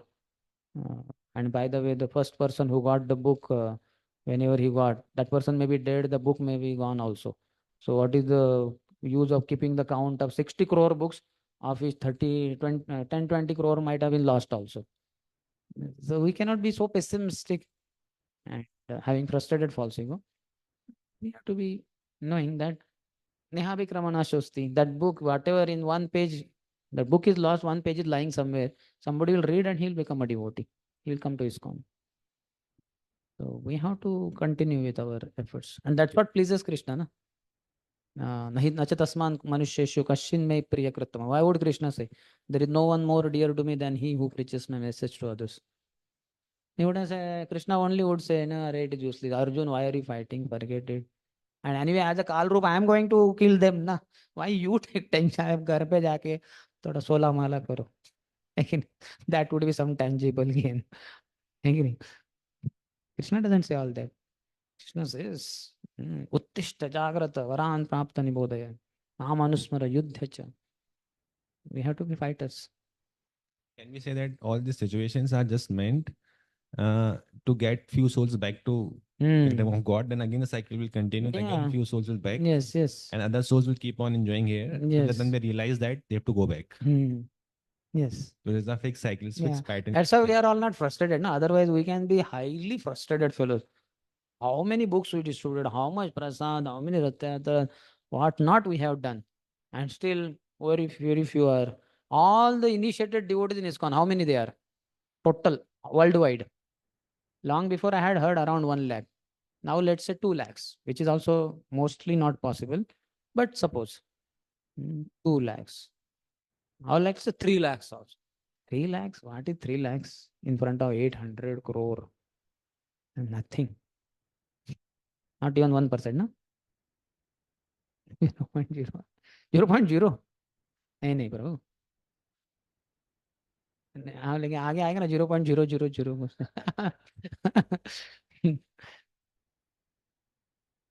So don't get discouraged. Continue. Be with us and we are with you. Yes. Narahari Thakur Prabhu. It is heard that Parikshit Maharaj could see the one good qualification. That Asti- is, I think. That already went. Yes. So he allowed Kali Yuga, but it is also said Kali Sarva Sadhana Badhaka.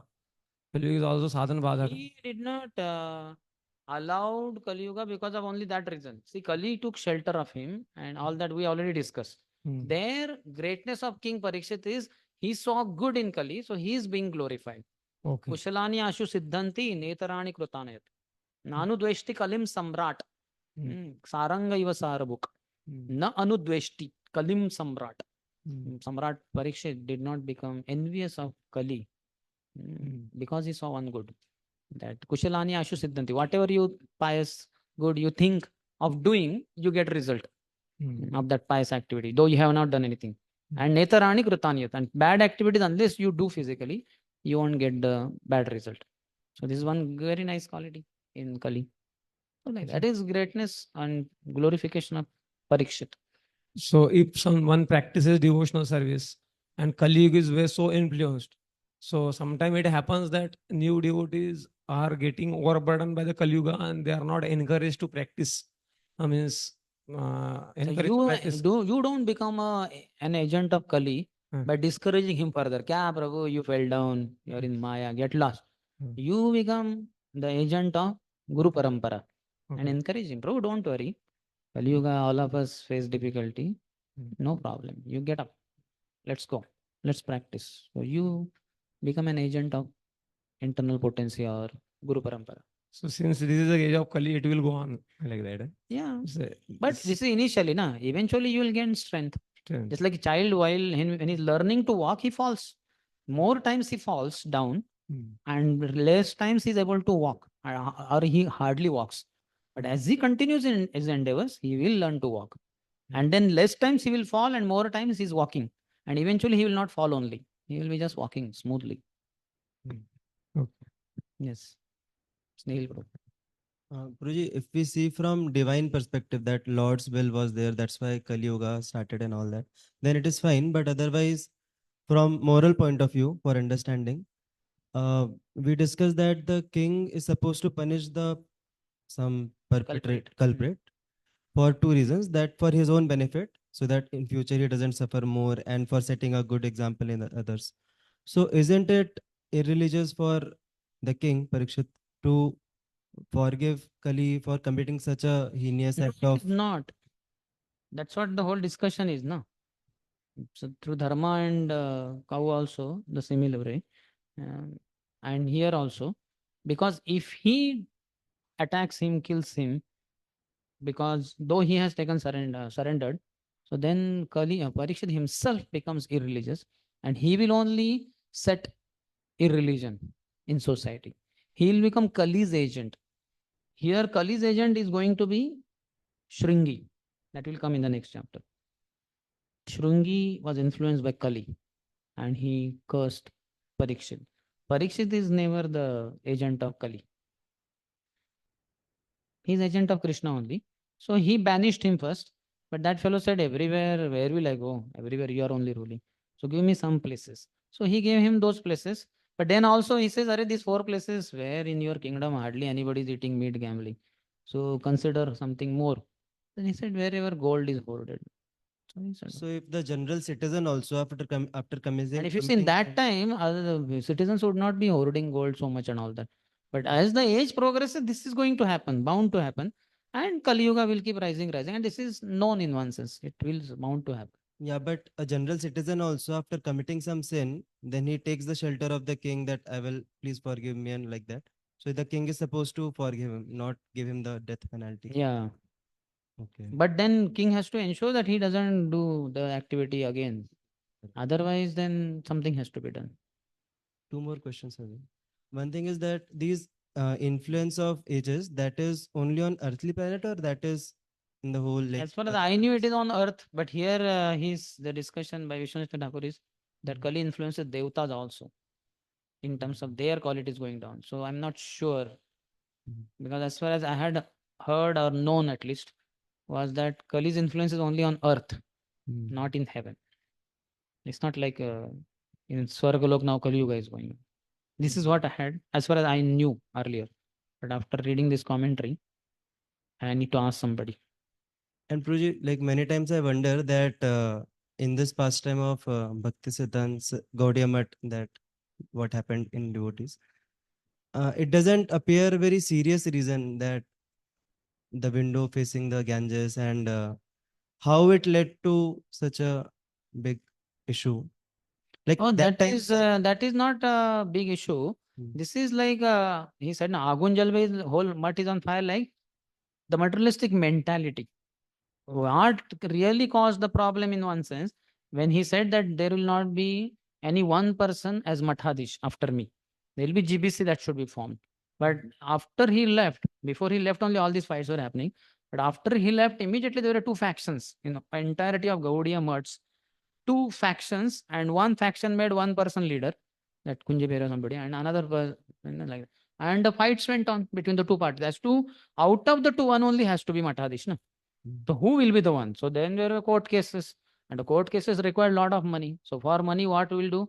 So they sold the printing presses and so many things. Now printing presses with hard struggle, Bhakti Thakur had established 4 printing presses in different places, and they were sometimes in the complex only. Person more than bell ringing is hearing the sound of the printing press, and he wonders what is this? This is Brahad Mridanga. How much stress on preaching was there?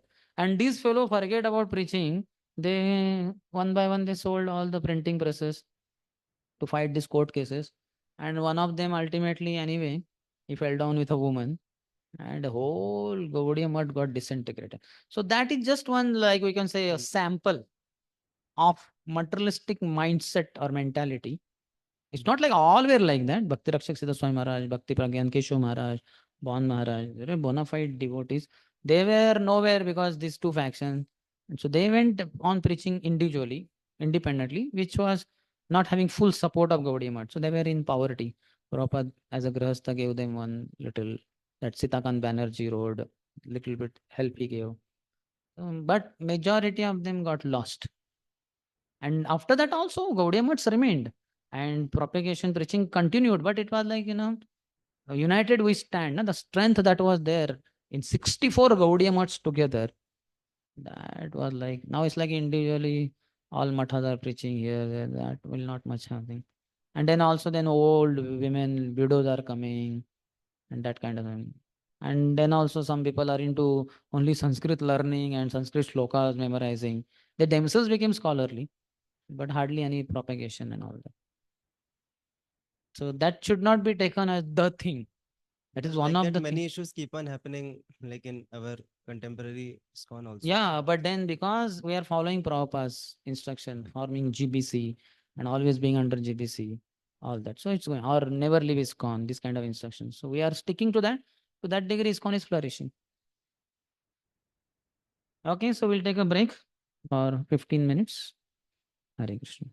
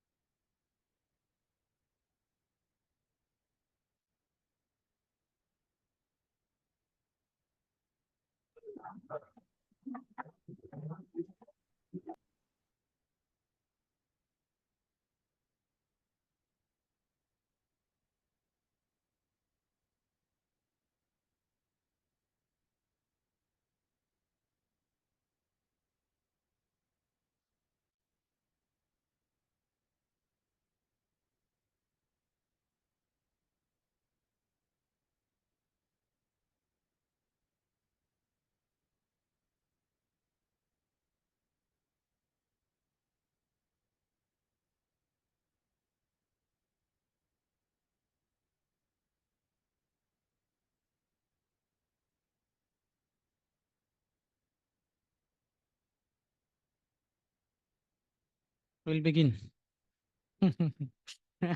Yeah, what to do? Whatever is it.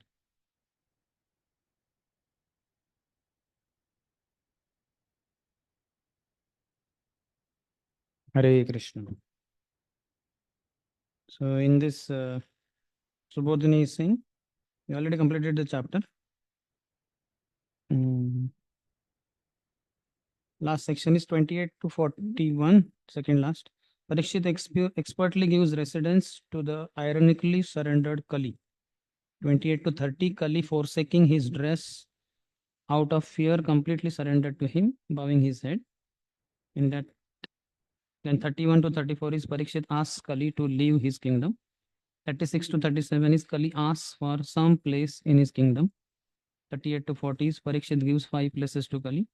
And last section is 42 to 45, 4 verses, glorious rule of Parikshit, who established lost legs of bull and improved situation of earth.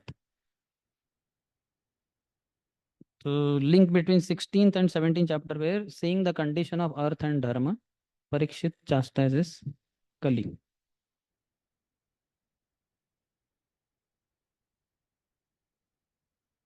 Now link between 17th and 18th chapter is that after explaining the ruling of Maharaj Parikshit, Suta Goswami explains the events leading to his renouncing of the kingdom. His ruling was discussed. Now, why did he renounce his kingdom? What all things happened? That's being described. So this chapter has 4 sections. The first is of 8 verses, 1 to 8. Suta summarizes Parikshit's birth, death, dealings with Kali. Take mercy of the Lord. Mercy of the Lord.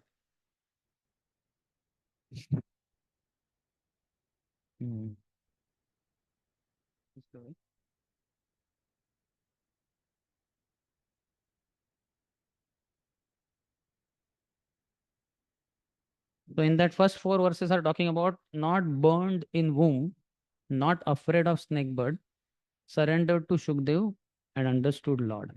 4 things are being mentioned. So chapter 18th is Maharaj Parikshit cursed by a Brahman boy. Please repeat. Suta uvacha yo vai draunastra viplushto mamaturdare mrutaha अनुग्रहात् भगवतः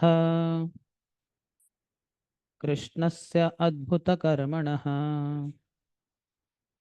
Sri Suta Goswami said, due to the mercy of the personality of Godhead, Sri Krishna, who acts wonderfully, Maharaj Parikshit, though struck by the weapon of the son of Drona in his mother's womb, could not be burned. We know what happened after Duryodhana was struck. Then seeing that they have almost lost, Ashwathama was feeling inferiority complex and so much of insecurity. So he thought, if not us, nobody else. If we could not be conquerors, Kauravas, let me make sure Pandavas also are annihilated.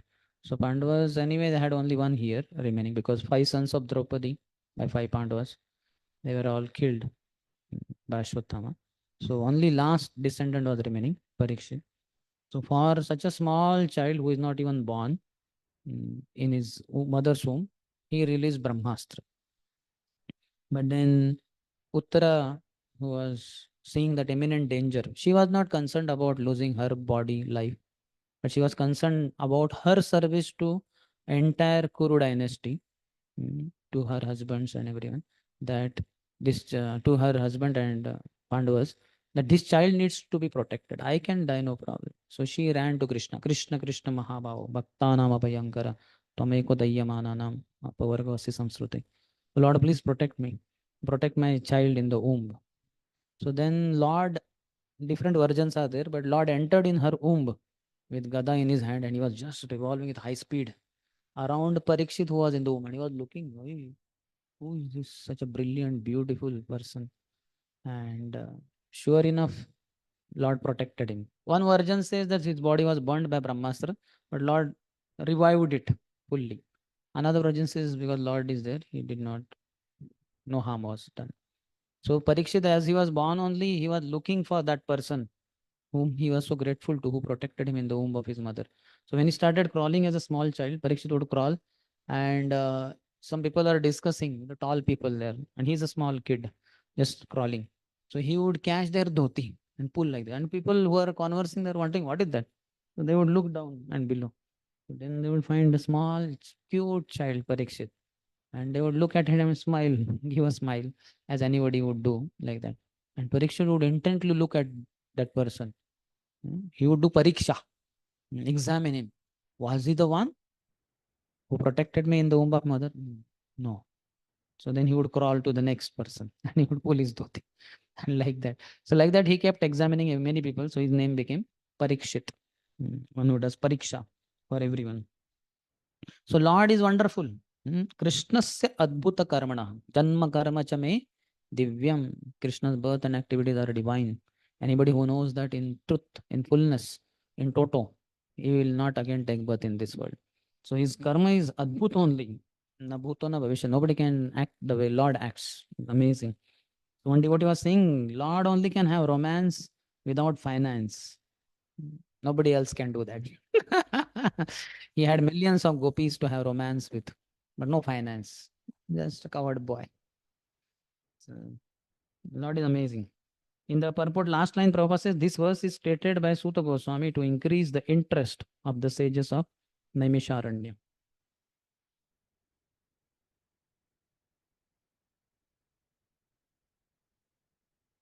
Okay.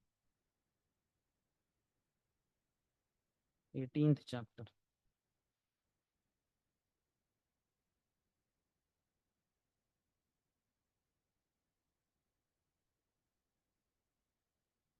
Here he says, Sutta speaks in summary of the astonishing story of Parikshit's life from birth till attaining the Lord to the sages who were very astonished at hearing his punishment of Kali.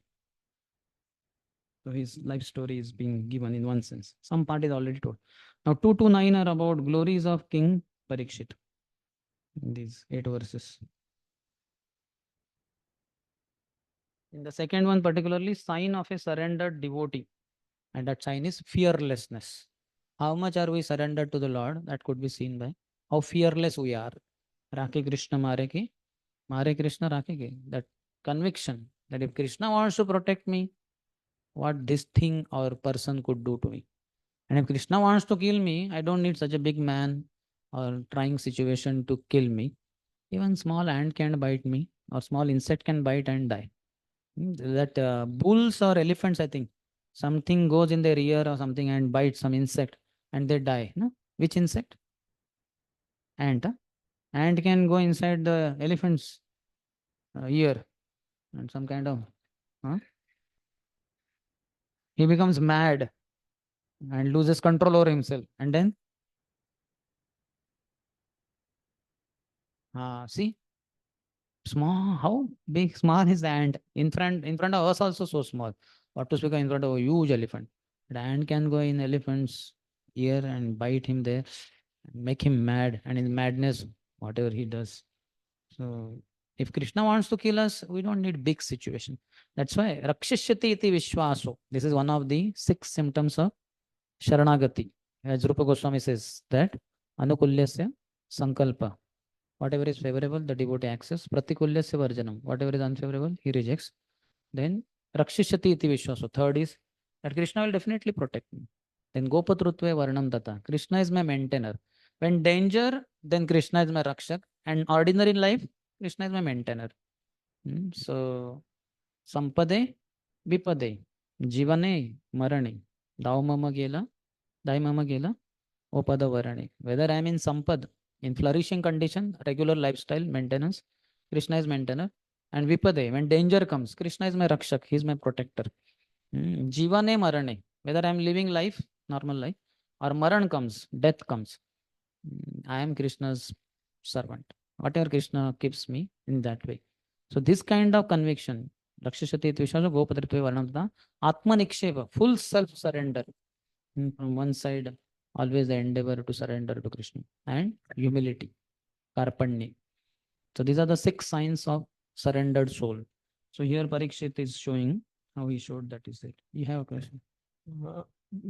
Prabhuji, that 6 surrenders is generally seen by the in advanced devotees. So those devotees are in little sadhaks, sadhana, doing by these sadhana bhakti. So in that case, it's found that they goes to astrologer, then they use some stones for protection, and they may find out some means to get out of the sadhisati or something like that. Also, they chant Hare Krishna. So in that case, since it is said, means what we said. To the degree one is not surrendered to Krishna, to that degree he will not be able to manifest these 6 signs of surrender in their fullness. So is it considered deviations or what? One should ask superiors Hmm. whenever confusion or some difficulty. So if some superior says that you go for this, some kind of stone in the ring like that, so then he may go, not a problem. Yesterday we discussed, if the guru says that you stay underneath a tree, then if you are attached to staying in a palace, that is not proper. And if guru says forget this underneath tree and stay in palace, you should stay in palace. So we should ask the representatives of guru. Just like I just when recess was going on, I just saw one mail I got from one of our brahmacharis. He's desperate to get initiated because His Holiness Radhana Swami Maharaj is giving initiation. In case you know, he gave initiation to 100 devotees in Kolhapur, around 200 devotees in Belgaum, and now yesterday was I think Goa devotees, 100 more. So 400 devotees in just 2-3 days, like that. And in Gopinath Champati also is giving I think on 11th, something like that. So he wrote a long email to SundarshyamPrabhu, Revtipati Prabhu, me, and some leaders. He's saying that generally I don't write mails and all these things, but I'm very emotional and I'm very much concerned from Sri Sri Radha Vrindavan Chandra temple and Sri Sri Radha Kunjaberi temple. Only 12 to 15 brahmacharis are there who are aspiring from Radhanath Swami Maharaj. So they can be immediately sent at the earliest, maybe to Gopinath temple, and they can be initiated by Maharaj, because considering Maharaj age and all that, so many things he has written, long mail it is. So I fall at the lotus feet of all the Vaishnavas who are in this email and beg them, please consider our case. So because number is very few, that temple and this 2 temples, I think 12, 15 brahmacharis are only there. Anybody from here aspiring from Radhana Swami Maharaj who are chanting? 3 are here, and he is 1-4, and there may be some few more. So he's saying, please send us immediately. So he's become very desperate like that. And so he can, okay, email is one way. This is like Pranipat. This is modern 21st century post-modern era Pranipat, writing email. But he could just approach one of the seniors, Revtipati Prabhu, Radhesham Prabhu, me, Lalit Mahaprabhu, some 3-4 of us are there, and say, Prabhu, I am desperate. Anyway, he has already approached some seniors because everybody said, just wait, Maharaj will give initiation. After Belgaum, Kolhapur, Goa, then what remains? Pune remains, na? He will give to Pune, don't worry. But he's like, mar jaunga main. Very desperate. I did not write a reply because Raishampur will reply anyway. Raisham will cool down. Earlier also he asked one of the seniors that Maharaj is giving in Juhu. Can I be sent over there? So he was told by seniors that wait. You will get initiated with your Pune friends. So then he wrote another, he said, all my Pune friends, they got initiated, not only first initiated, second also. So I am only remaining and few more. So they should be given initiation. He's very desperately begging. Maybe Radheshyam may consider and may ask Gaurang Prabhu that with other devotees in Gopinath temple, it's 12:15. If the number is really 12:15, who knows? Number may be more also. Because Vella will join and some other youth centers maybe. The number will again become 30, 40, 50. Then say, don't worry, wait. Gaurang Prabhu say, wait, Maharaj will come to Pune. Wait, Radheshyam Prabhu, wait. So whenever confusion, doubts, and that outburst or whatever, should approach superiors and ask them like that. Means there are ball in our court, means sometimes we have to take decision. So we also need some understanding. Means sometimes we cannot go every time to superior. So some For that, you have to be reading scriptures and hearing Bhagavatam, daily Bhagavatam classes. So the anarthas are removed and you get a clear vision. Else your vision will be hazy. It will be covered, confusion, and you are like a Arjun only. So one has to hear. Arjun got clarity after hearing message of Bhagavad Gita. So we also will get clarity after we hear daily Bhagavatam classes or hear devotees. Then we'll be clear. Like Radheshyam once asked His Holiness Radhanath Swami Maharaj that Maharaj, this was long before, maybe 10, 15 years back. Maharaj, many times you are not in India, you are abroad, or even if you are in India, you are not in Gopinath temple, you are somewhere else. At least you are not accessible. And even my senior God brothers like Shamanand Prabhu, Govind Prabhu, Sanat Prabhu, they are also not there in Pune because sometimes some crisis comes in management and sudden decision, immediate decision has to be taken. And I cannot contact you, nor can I contact my immediate seniors. So I need to take quick decision. So how will I take proper decision which will be in line with means your expectations, etc. Because nobody is there to contact. So Maharaj said, His Holiness Radhanath Swami Maharaj said that you come to these classes on Saturday, Sundays, which I give and all. And personally also you can meet me about Pune temple management, etc. And like this, you keep doing and keep hearing. So afterwards, then Krishna from within only heart will reveal to you what decision to take when you cannot contact any one of us. But for that, regular hearing is required. Otherwise, what will happen if you don't do regular hearing, the abhadras and all, they will only infiltrate our decisions, our actions, even our speech, all that stuff. So that's why by hearing regularly, abhadras will be gone. Then that we do, what we do will be in line with parampara, in line with our spiritual master and seniors. Yes.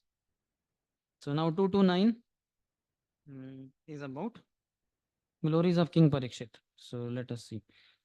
Furthermore, Maharaj Parikshit was always consciously surrendered to the personality of Godhead, and therefore he was neither afraid nor overwhelmed by fear due to a snake bird which was to bite him because of the fury of a Brahman boy. Sutta Goswami study. Yeah, imagine you are told. Now forget about snake. Some snake is in the ashram. He was seen on the first floor of Brahmacharya ashram. If this news is released over here, and it's a true news, not me, somebody come. Hey, Haribol, Prabhus, Haribol, class is going on. It's good, but be careful. One snake was seen on the first floor of Brahmacharya ashram. First of all, from ground floor, it came to first floor. So it can come to second floor in your classroom. Be careful. How much will be tension built, isn't it? Then dude will wonder, my God. अरे भागो फिर terrace पे जाते हैं या फिर we'll jump from terrace. I'll go to my center. I'll preach. And preacher is saved. Prabhu said a day for yesterday, a preacher of Krishna Katha is beyond the clutches of death. Prabhu may be saved because he is the preacher of Krishna Katha, but I can be preacher of Krishna Katha only in my center. So we may be somewhat tensed, isn't it? And while hearing that, Parikshit was not bothered about snake bird Takshak coming. Now, where is snake bird Takshak and where is our this ordinary snake? But we'll say, okay, but that was end of the Apurika. This is Kali Yuga. So this snake bird snake would be much difficult to handle. So see how difficult it is for us. So he is a surrendered soul. So for him, he took it. Okay, fine.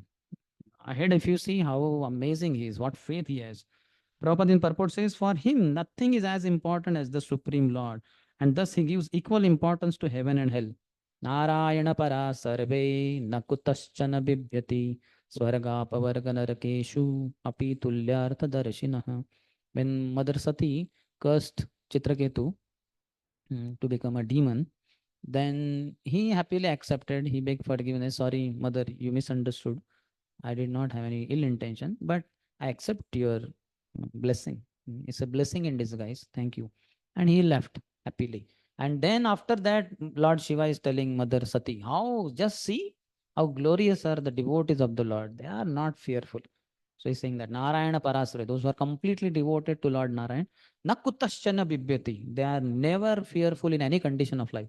Swarga, whether they are sent to heaven, oh, that's very good. But Apavarga, that is Brahmajyoti, and Narakeshu, hell also. Api Tulyartha Darshina, they say it all the same. Doesn't matter only.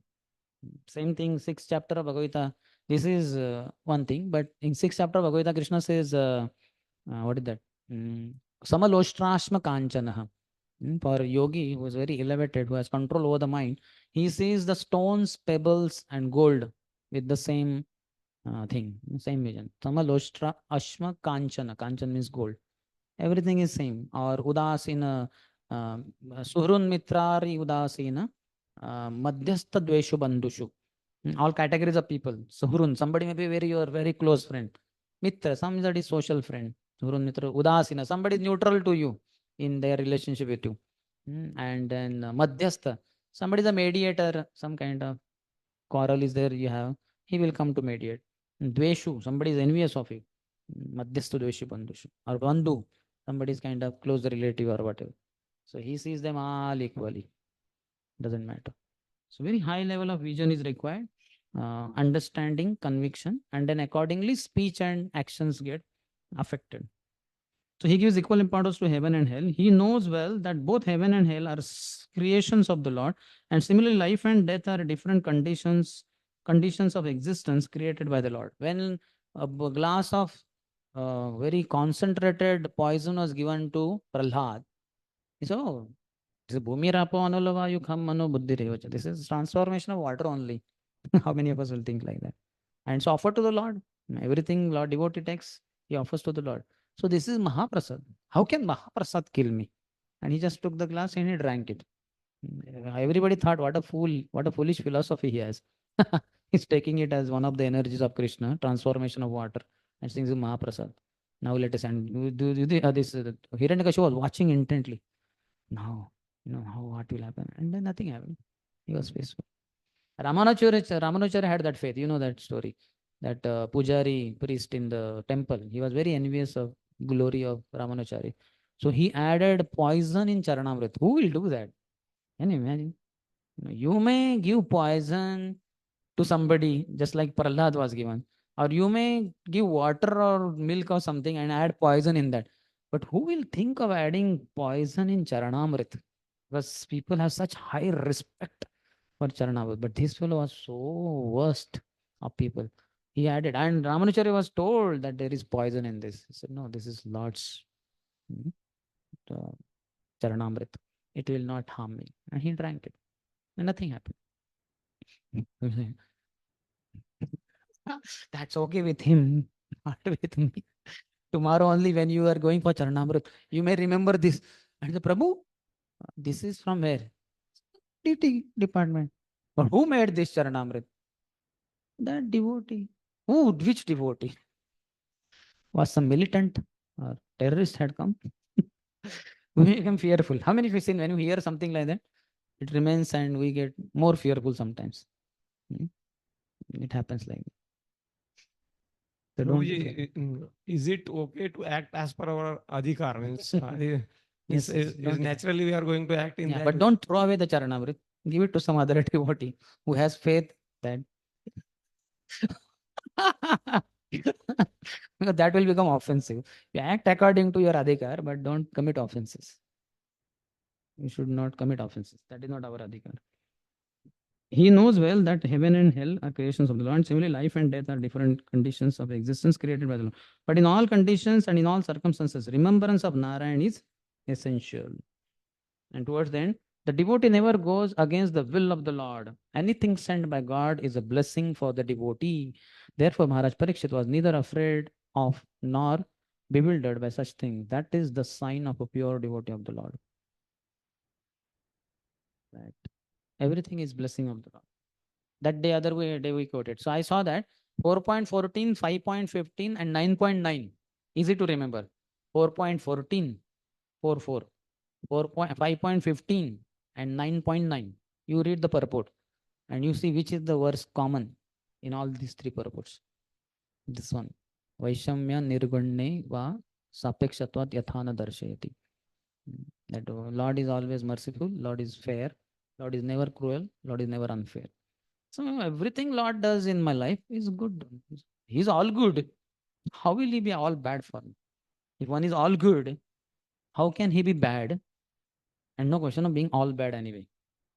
So we don't have conviction. We speak a lot of philosophy, but we don't live by that philosophy. We don't have conviction. So something happens, then we think, oh, Krishna is like this. Krishna is not fair. Why I have been partiality is going on in management, that brahmachari. Like in this also, okay, this is emotional trauma, but he is feeling like, only few of us, only 12, 15. Why so many are giving in? And there, it seems Maharaj is giving initiation to those who are chanting for 4, 5 years also. They are also getting initiated, and he's chanting from 2011, something like that. So more than 10 years. So those who are 4, 5 years chanting 16 now, they are getting initiated. That too from small places like Belgaum, Goa, what? Which one? Kolhapur. Here in Pune, we have much bigger Pur. That Khadakwasla dam broke and Pur means flood came. So why Kolhapur devotees are given initiation? So we have to little bit cool down. We'll get initiated. सबकी दीक्षा होगी, है कि नहीं? सभी दीक्षित ही हैं जब तक दीक्षा नहीं हुआ है. 5 संप्रदाय are there ना? Shri, Kumar, Rudra, and Brahma. And there is 5th sampradaya according to Bhakti Thakur. Vanchak, Vanchit sampradaya. The sampradaya of cheaters and cheated.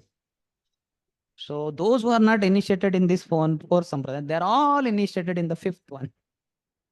And sometimes even those who are duly initiated in these 4 sampradayas, they also enthusiastically go out of their way and take initiation in this 5th sampradaya, because they feel insecurity because of minority consciousness, that we are very few. All 4 sampradayas put together, we are only few lakhs.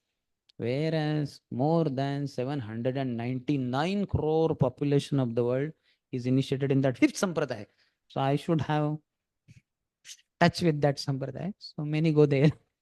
Despite getting properly initiated in this 4 sampradaya, still they go there. That is सबकी दीक्षा होगी. सब दीक्षित ही है एक तरीके से. 5वें संप्रदाय में सबकी दीक्षा हुई है. And if you want to switch over from the 5th sampradaya to one of the 4, that will happen. And in ISKCON, definitely will happen. Have a little patience. One should know initiation problem. Anyway, we will not get into initiation. That's a very hot topic. We already touched upon it. So where were we? Second is over. Third, he's talking about knowing Krishna through his devotees. Furthermore, after leaving all his associates, the king surrendered himself as a disciple to the son of Vyasa, Shukdev Goswami, and thus he was able to understand the actual position of the personality of Godhead. So know Krishna through surrendering to pure devotee. Vayyasaker Jaho Shishyo. Vayyasaki. Vyasadev's son. Shukdev Goswami. He took shelter of Shukdev Goswami. In the purport, Prabhupada says after a few lines, by the grace of a spiritual master like Shukdev Goswami, unto whom the king gave himself up as a most humble disciple, one is able to understand the actual position of the Lord. So we cannot know. Krishna se tomar, Krishna dite paro, tomara shakati ache. Ami to kangal, Krishna Krishna boli, dhai taba pache pache. So spiritual master knows Krishna and he has Krishna. He can give Krishna. He is willing to give Krishna. Somebody may have money, a lot of money, but may not give 1 penny to others, or may not give all money. But spiritual master is ready and is capable of giving Krishna. So disciple runs behind him. I think this disciple is following that in the footstep. He's running in the email trails, begging representative of the spiritual master. Later ahead, he says, Param Drashta Nivadate. One can give up all connection with material attachment when one is able to see the Param, or the superior quality of things. That's how we should be able to see Krishna. We other day discussed Shastra Chakshu and Gyan Chakshu, maybe yesterday. So seeing beyond the energy, the energetic who is behind. So we should see Param, the supreme, the superior quality of things. That they are Krishna's. What is the superior quality of things? That all things belong to Krishna. Nirashir nirmamo bhutva yuddhasva vigatajvara. Krishna says, nothing is mine. Nirmama, nothing is mine. Then whose is it? Krishna's. Bhoktaram yagya tapasam sarva loka maheshwaram. He is the master. Sarva loka maha ishwar. He is the owner and controller of all the things in the creation. And nothing is mine. He has kindly kept some things under my custody. And I should use it wisely in his service. That Ishavasyam idam sarvam yatkincha jagatyam jagat tena tyaktena bhunjita magruda kasya siddhanam. Everything animate and inanimate is owned and controlled by the Supreme Lord. So one should take only the quota which is set aside for him, and knowing that everything else is for others. That belongs to Krishna only, but he has set it for others, not for me. So I just take my quota, and that is also to be used in Krishna's service. Or give it to him and get the remnants. Yat karoshi yadasnasi, yajjuhosi dadasyat, yat tapasyasya kauntaya, tat kurusho madarpanam. Whatever you eat, whatever you drink, whatever you offer, give away in charity, sacrifice, everything should be done for Krishna. Krishnarthe akhila cheshta, Krishna prityarthe. My gross body should work for service of Krishna, and my subtle body should always meditate on whether it is pleasing to Krishna or not. Krishna prityarthe. So like that, a devotee should lead his life.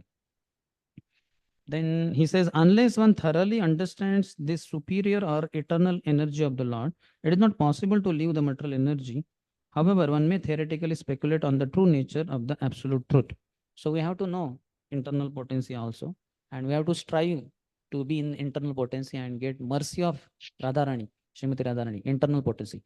Mahatmanastu mam partha daivim prakrutimashritah bhajanti ananya manaso Gyatva bhutadino vyayam. So Krishna says in Bhagavad Gita, Mahatmanastu mampata, those who are broad-minded, Mahatmanastu mampata, Daivim prakriti mashrita, they take shelter of my internal divine potency, not external potency. Then Bhajanti ananya manaso, because they are focused on internal potency, they are not worried about anything that falls in material potency or external potency. Eka bhajanti ananya manaso, not anyaman manasah. Ananya manasah. Bhajanti ananya manaso. Gyatva bhutadim avyayam. Knowing me to be bhutadim, the origin of all, and avyayam, inexhaustible. So we have to know the philosophy and take shelter of Srimati Radharani. Then we will not get distracted by so many objects that material energy, external energy, Bahiranga Shakti, is offering. So many things. Alluring, quite alluring. And last line, it is very difficult to find the Lord from the Vedic literatures, but it is very easy to know him by the mercy of a liberated devotee like Shukdev Goswami. That shloka. Tarko pratishto shrutayo vibhinno nasavrusir matam na bhinnam dharmasya tatvam nihitam guhaya mahajano yena gatah sapantah. That dharmasya tatvam nihitam guhaya. The real religious principles, dharmasya tattvam nihitam guhaya, it is very confidential. In one sense, scriptures are available for everyone, but still people don't understand. But if one follows in the footsteps of Mahajanas, Mahajano Yena Gataha Sapanta, he can know Krishna. Vedeshu Durlabham Adurlabham Atma Bhakto. Krishna is very durlabh through Vedeshu, through Vedas. Vedeshu Durlabham. But Adurlabham, he is not very difficult to achieve. He is very easy to attain. Atma Bhakto, by surrendering to Krishna through devotional service or through his devotees. He is easily accessible. So one devotee said, if we are not servant of our authority, then we are a servant of our mind and senses. Our authorities, devotional authorities, they are representatives of Guru Parampara, representative of our spiritual master. So if we are not servant of them, then we'll be by default put in the external potency. The authorities that we have, they are the representatives of internal potency, and our own mind and senses are representatives of external potency. So one should be careful not to be follower of his mind and senses.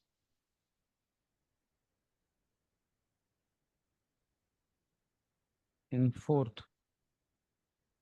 this was so because those who have dedicated their lives to the transcendental topics of the personality of Godhead, of whom the Vedic hymns sing, and who are constantly engaged in remembering the lotus feet of the Lord, do not run the risk of having misconceptions even at the last moment of their lives.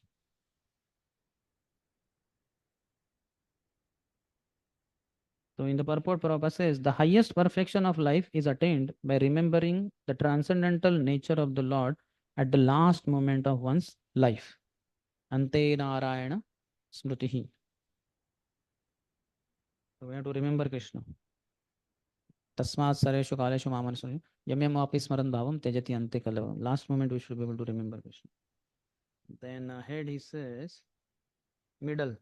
A submissive disciple is able to live transcendentally and continue to the end of life. All throughout he will be in the transcendental platform. Brahmanyadhaya karmani sangam tyaktva karoti yah lipyate na sapapena padmapatra ivambhasa. Brahmani adhaya karmani. Pure devotee of the Lord takes shelter of Brahmani, the spiritual Lord. Brahmani adhaya karmani sangam tyaktva karoti yah. Because of attachment to everything material, he is not attached to the fruits of his action. Lipyate nasa papena. And because of working in this divine consciousness, nishkam karma yoga, lipyate nasa papena. He is not enveloped by sinful reactions, sinful reaction. And he is like Padma Patra Ivambasa, like a leaf, lotus leaf in the muddy water. It is untouched by the mud. So one should be like them. So Maya will not touch a devotee. Because if he has armor of the spiritual master's instructions around his body, that is not some kind of physical thing you carry. Don't write instructions of spiritual master and always carry them. Carry them in your heart. Contemplate on in the heart and always lead your life accordingly. Then Maya cannot touch anytime. So he says knowledge plus service attitude is equal to realization. We gain knowledge, but then when we serve, then we get realization. So a lot of services should be there. Physical, mental, and verbal also. All three. And realizations plus pride is equal to knowledge. So dangerous. Never become proud. Pride is already sign of ignorance. Ahankara, vimudhatma. How can one be proud? One who is in pride, one who is in knowledge, he knows everything is owned and controlled by the Lord. If at all something amazing happens through me, it is Krishna who is doing it through me as an instrument. He is using me, isn't it? Like other day somebody was saying, a very nice handwriting is there on the paper. And paper is also of very good quality. But it is not the glory of the paper or the pen or the handwriting. It's the glory of the person who wrote there. His handwriting is very nice. If he writes on ordinary paper also or with another pen also, it will be nice only. Just like Rupa Goswami's handwriting. It was like pearls, rows of pearls, like that. Never become proud.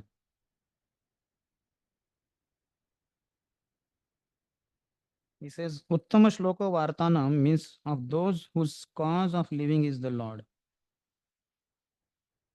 So we are living for the Lord only. Fifth one. As long as the great powerful son of Abhimanyu remains the emperor of the world, there is no chance that the personality of Kali will flourish.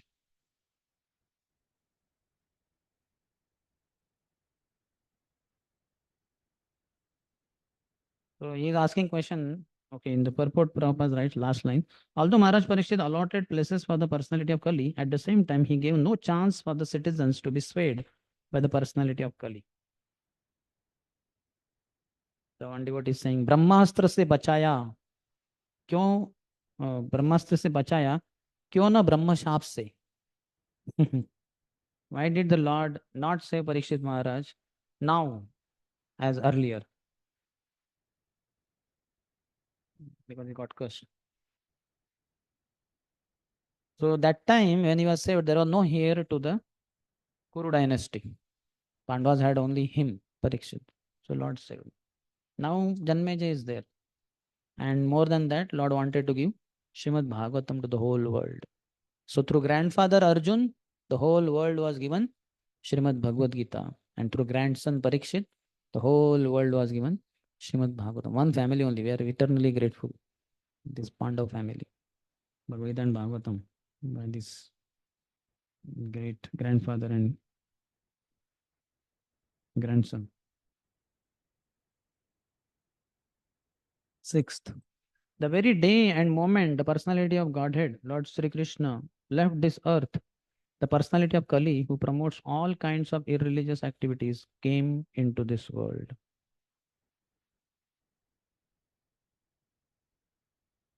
In the purport, Prabhupada says, third line, if there is an arrangement for the constant chanting of the holy names, qualities, etc. of the Supreme Personality of Godhead, there is no chance at all for the personality of Kali to enter.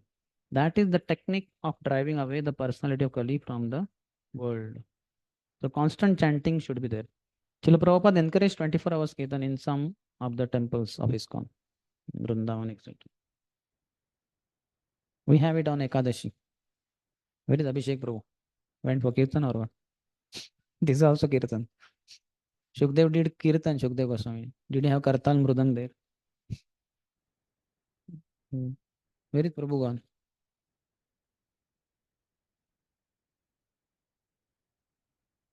Anyway, we cannot control the manager. What to hang?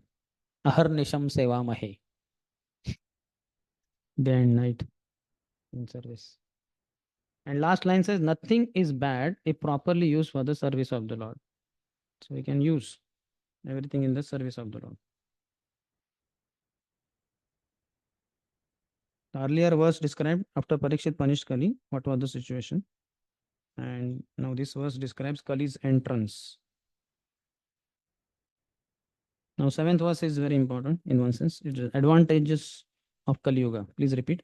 Nanu dveshti kalim sambrat saranga iva sarabhuk kushalani ashu siddhanti netarani krutani yat. Maharaj Parikshit was a realist like the bees who only accept the essence of a flower. He knew perfectly well that in this age of Kali, auspicious things produce good effects immediately, whereas inauspicious acts must be actually performed to render effects. So he was never envious of the personality of Kali. So all the Shubha Karya, that auspicious activities, whatever, you can give lot, millions of cows in charity in your mind. Then you can give crores of rupees of donation to ISKCON temple.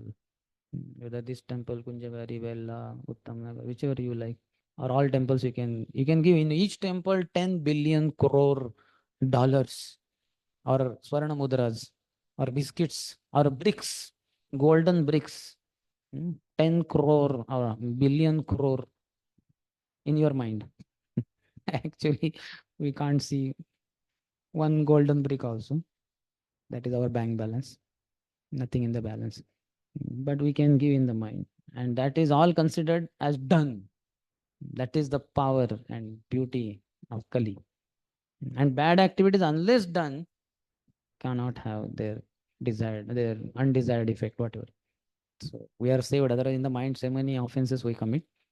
So if only like Satya Yuga and all, if all that was considered, Renuka, the wife of Jamadagni, she went to fetch water for Jamadagni's sacrifice. Every day she would do. But that day she saw one Gandharva enjoying with other heavenly damsels. So her mind got little polluted. And because of that, she lost her chastity to some extent. Otherwise, when she would just touch the water like that from earth, immediately earthen pot would be made and she would fill it and bring it. But because she lost her chastity that day, so the earthen pot took time to get formed. And after some time, somehow it got formed and she filled it. And but Jamadangi immediately he became furious. How dare of you to come so late? Why did you become so late? And she was silently standing. She could not tell. So he just sat in meditation and he saw. And then he understood. My wife thought about that other man. So she got polluted. So he wanted to kill her. So just imagine if the same standard is applied now. Forget about entering Brahmacharya ashram. Somewhere in our college campus or somewhere only in the will be dead there. Isn't it? It is said that there is a mental sin is not considered, but mental offense is considered. That is Mental misconception. offense is not considered, but it will become verbal and physical. Then it will be considered. And mental offense is also offense. So it will purify you. At least your mind is contaminated and you cannot remember Krishna. Malina haile man nahi Krishnera smaran. When your mind gets contaminated, you cannot remember Krishna. In Chaitanya Charitamrita it is said, Vishaira anna khaile malina haile man. By eating the foodstuffs given, cooked by materialistic person, one mind gets contaminated. And next line is, Malina haile man nahi Krishna rasman. And mind is contaminated, you cannot think of Krishna. But mind is contaminated in any other way also, not just eating the foodstuffs given by materialist. Once it is contaminated, you cannot think of Krishna. Just like water is impure, you cannot see your face there. So it has to be pure. So similarly, mind has to be pure. In the purport, Prabhupada says, did you read translation? Yeah, we read. By the will of the Lord, a living being does not become a victim of a sinful act until the act is actually performed. So these 4 benefits are given by Prabhupada in purport. I'm reading one by one. Does not become a victim of the sinful act until the act is actually performed. Second, a living being in this age is awarded with the results of pious acts simply by thinking of them. Then third, in the middle of the purport, one can attain salvation simply by chanting the holy name of the Lord. And fourth, few lines later, by discourse on Lord Krishna's activities, one can get rid of all the disadvantages of the age of Kali. Reciting 4 benefits. He says to avoid envy, one should see good qualities of a person. We can discuss good qualities. If you want to be a great person, serve great devotees, great persons.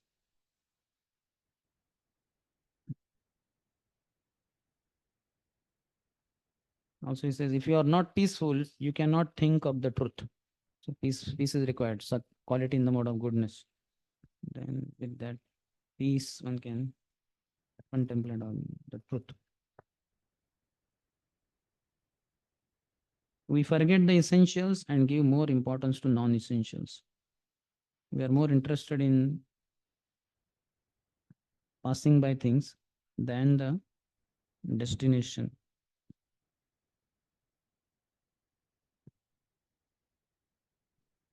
Just like child in the train also. You can see he's so much interested. The tree is moving and the hill and all that. He's not so much interested in destination. Train is heading to destination, but he's more attracted. Oh, maybe you can get down and eat some foodstuffs there. The childish mentality. So we are also many times interested in passing by things than the destination. Yes or not? How many of you agree? In Brahmacharya ashram also, so many passing by things here and there, and we may be attracted. That few days back, our His Grace SundarshyamPrabhu went to Mira Road temple or somewhere. So the Hare Krishna TV people, they came to know. You only told me, I think. So they said, oh, you are Brahmacharya ashram, so we'll give you umbrellas for your Brahmacharya ashram. So they gave how many? Around 150. 150 umbrellas. You must have seen that with that thing. And it is written also there. Every alternate petal has that Hare Krishna channel or something. So, yeah, free mein, yeah, we are getting umbrella. Let us go. I also want one. That day I asked him. He said he got one. He never had one, so it is justified. I already have one. In fact, I have 2. 1 hour Dashrath Priya Pro gave me in NIT Rourkela voice as a gift. I said I hardly go in the rains and I already have one. And wherever I go, either cab or aeroplane or that is not required so much. But because you are lovingly giving, I will give. I will take. And then I kept it in my locker. It's very handy, light, and all that. So, but then the mind says, oh, third, this one is a huge one. We can accommodate 2, 3 more, dude. First, you also don't need accommodation. Why are you worried about accommodation? And if they want, they will give it. No, 150 are given. All brahmacharis will be given. Don't. After rainy season, you will find so many umbrellas lying here and there. Brahmacharis are very detached fellows. Even during rainy season, also you'll find them here and there. And nobody will bother to write their name also. Online question. What is that? Pranjalpur is asking, Hmm. for good activities, mind is not mentioned in the verse. For good activity? Mentally performing will get the benefit. That is Hmm. not mentioned in the verse. That mind factor is not mentioned in the verse, he's saying. Netarani is there, na? Netarani Kushalanu, that means good activities. Kushal, what do you call? Beneficial activities. Ashu Siddhanti, they will be immediately benefited, immediately rewarded. Na itarani krutaniyat. So na itarani is what? Which are inauspicious. Sanskrit is such a language, or even otherwise also.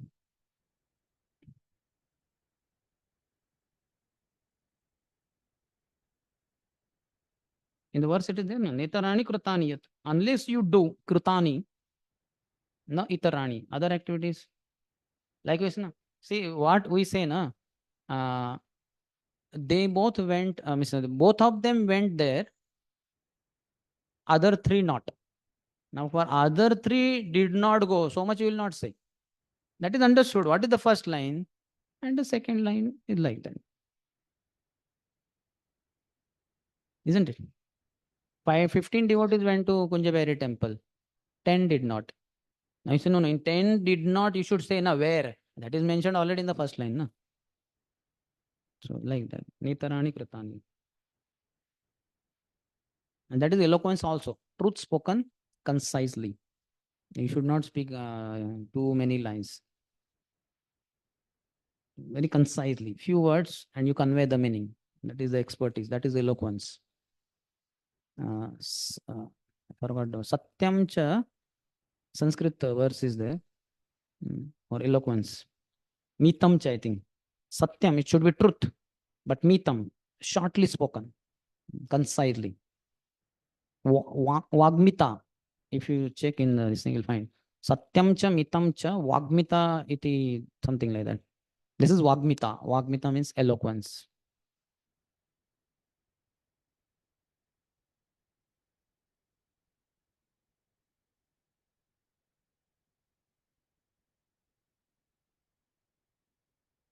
One does not have to perform the act, but should simply make the decision to perform it.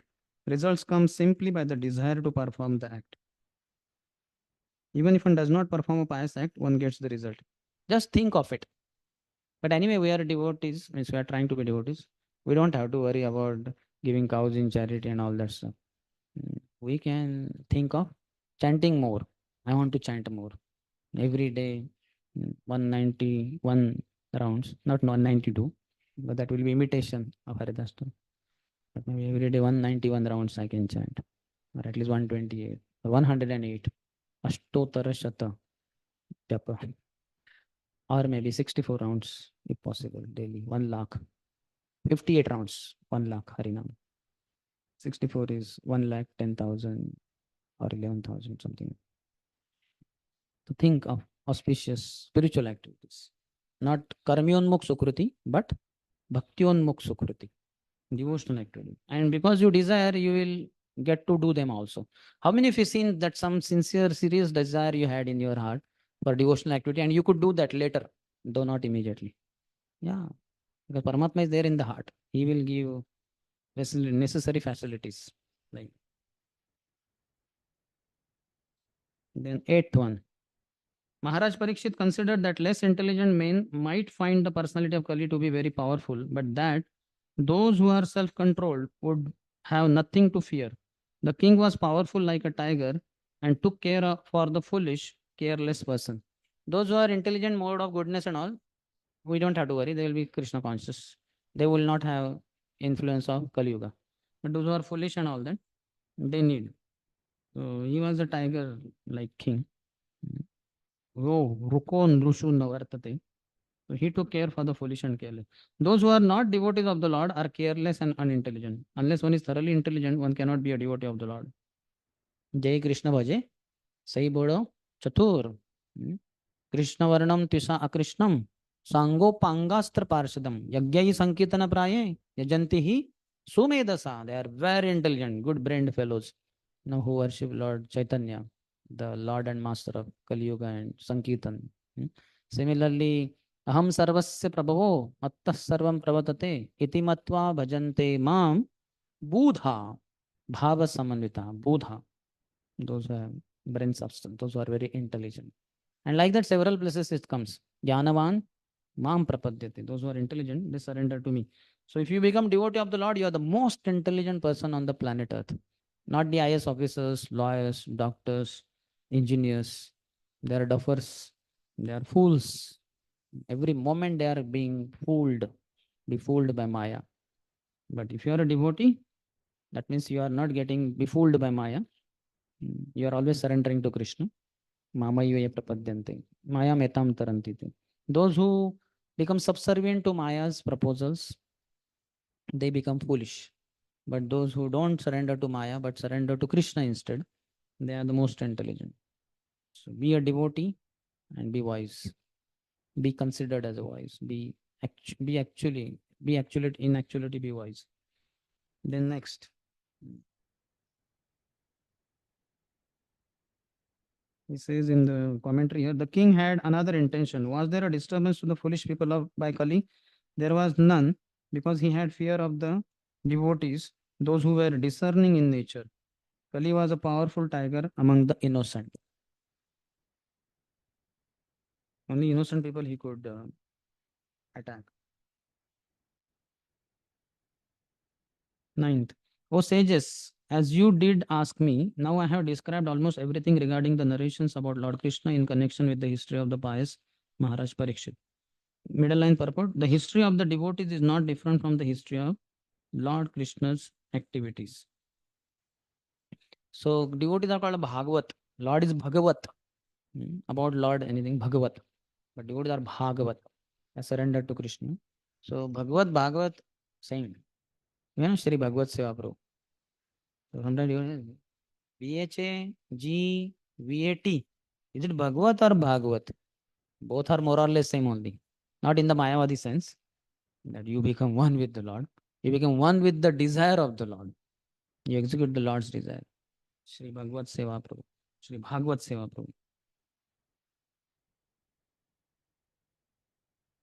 10, 11 are about importance of hearing Krishna Katha.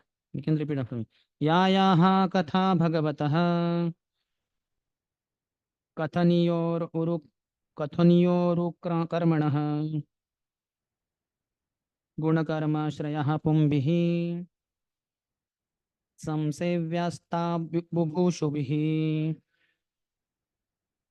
Those who are desirous of achieving complete perfection in life must submissively hear all topics that are connected with the transcendental activities and qualities of the personality of Godhead who acts wonderfully. The Krishna Katha is medicine to get rid of Janma Mrityu and all this. One can overcome easily.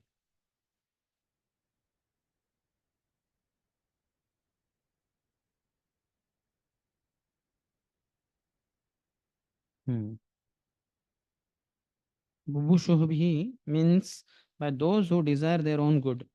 To do anything other than this is to waste one's life. 11th. The good sages said, O grave Suta Goswami, may you live many years and have eternal fame, for you are speaking very nicely about the activities of Lord Krishna, the personality of Godhead. This is just like nectar for mortal beings like us. Martyanam amrutam hi naha. Naha for us. He, certainly. Certainly it is for us. What? Martyanam, who are bound to die. Amrutam, you are giving life to us, we will become deathless. Last line says, or towards the end, the more we hear about the transcendental activities of the Lord, as they are stated in the Bhagavad Gita and Srimad Bhagavatam, the more we can know about his transcendental nature and thus make definite progress on the path back to Godhead. So hearing is very important. The more we hear, we will know his transcendental nature. Janma karma cha me divyam. How his birth is transcendental, how his activities are transcendental. We'll know only by hearing more and more and more and more. So we need to hear more and more. And then when we hear like that, so much transcendental, oh, amazing, Krishna is amazing, Haribol, wow, like that. And then you will be eager to go back home, back to God, and you will go back home, back because you will have your Abhideya very strong. More the Sambandha Gyan is strong, the more the Abhideya is strong. Process becomes very powerful. If Sambandha Gyan is very much uh, reinforced in our consciousness. If you heard last few days that living name book, what was being narrated by His Holiness Sachinandan Swami Maharaj. So that is that Sambandha, our eternal relation with the Lord. If that is not clear, then the Abhideya, the process becomes very weak. Like if you are told, just to take this Mahaprasad and there in Swargate, you give to one person. One person? Which person? One person is there. So you may not be very enthusiastic. Doesn't seem to be very important person. But if you are told, that person is the MLA of our Gokul Nagar, his house is there, or maybe he's sitting with the Prime Minister of India. Prime Minister, really, I'll be allowed inside? Sure, sure. Then give me camera also. Nice mobile. I'll click photos. You see, the difference is there. When you don't know who that person is, then you are not so enthusiastic. But if you know his greatness, then you are so mad. 12th. He's talking about Vedic Yajna versus Sankirtan Yajna. We have just begun the performance of this fruitive activity, a sacrificial fire, without certainty of its result due to the many imperfections in our action. Our bodies have become black from the smoke. But we are factually pleased by the nectar of the lotus feet of the personality of Godhead Govinda, which you are distributing. So what they were in and what they are getting, this gulf of difference. They were into a sacrifice, which is very elaborate, tedious, and time consuming, plus their bodies have become black. Only that black suit is formed on the body. Afterwards, they'll have to go and take bath also. So what's the thing? And he is giving them immortal nectar. Govinda Pada Padma Asavam Madhu. Asavam itself is nectar. And Madhu is honey also. So it's a nectarian honey. Amazing. Govinda Pada of the lotus feet of Lord, which are like Padma, lotus feet of Lord Govinda. So you can see this is there many times. Even Diti performed Vrata, that Pumsavan Vrata and all that. So it's very tedious, so many things. But Sankirtan Yajna is so easy. Hare Krishna, Krishna Krishna, Hare Hare, Hare Rama, Rama Rama, Hare Hare. Anybody, anywhere, anytime. Even in the toilet, even in the midnight, even underground, underwater, anywhere you can chant, provided you desire to chant. You don't even need beads. You are initiated beads also. Tongue is the mother of holy name. Mora archa murti mata tumi se dharani. Jiva rupa tumi mata namera janani. Chaitanya Mahaprabhu before sannyas. I told no the other day. No? When Mother Sachi came to know that my Nimai is going to take sannyas, she talks that evening, hey Nimai, what is this? Why are you taking sannyas? Yeah, young, chaste wife and widowed mother. I don't have anyone. I told no all this. So he says, when I was Ram, you were Kausalya. Maybe not here. And you were there in Wagoli morning Bhagavatam. There I spoke. They were not present. That was not in Bhakti Vaibhav classes. So when I came as Krishna, you were Devaki. When I came as Kapil Dev, you were Aditi. You were Devati. When I came as Vaman Dev, you were Aditi. When I come as DT, you are Dharani, because DTs are made from earth. And when I come as holy name, you come as my mother in the form of tongue. Jivha Rupa Tumi Mata Namera Janani. Mother of holy name is the tongue. In Maharashtra, Namdev Maharaj is very famous and he was taken care of by Janabai. So she Namyachi Janani. Namyachi Jana. Many things. But this is holy name, is the child of our tongue. Prabhupada in purport says, second line, the first flaw is that there is an acute scarcity of expert Brahmanas able to carry out such performances successfully in this age of Kali. Earlier ages, the Brahmanas would just recite a mantra and a fire would be ignited from the wood. Now here we take wood, we brush it also, abrade it, still fire will not come, spark will not come. And sometimes the matchstick also people may not know how to use it. That also becomes weight because of rainy season. Many times devotees in Achman, they do Achman for that matchstick also. इसको भी purify करना चाहिए. लेकिन you put water on that, that is all spoiled then. Second, he says any discrepancy in such sacrifices spoils the whole show and the result is uncertain, like agricultural enterprises. You know that Rutrasur, when Pashta performed it, and he's wanted to say the enemy of Indra should be born, Indra Shatru.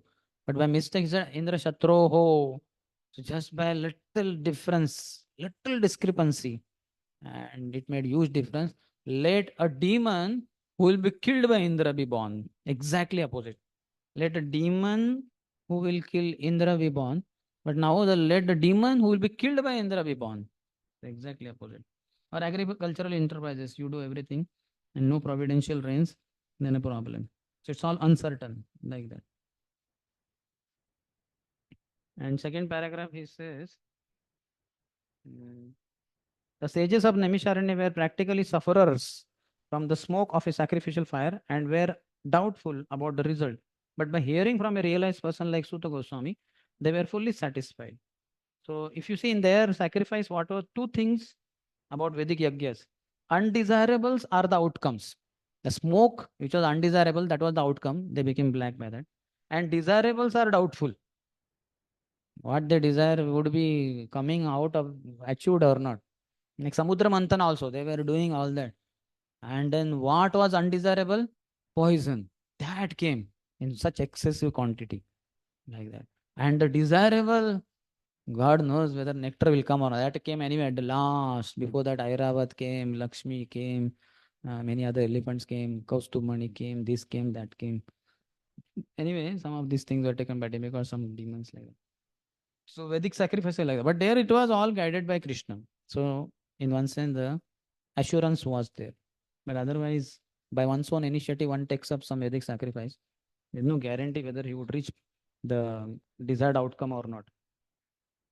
In the again last he says,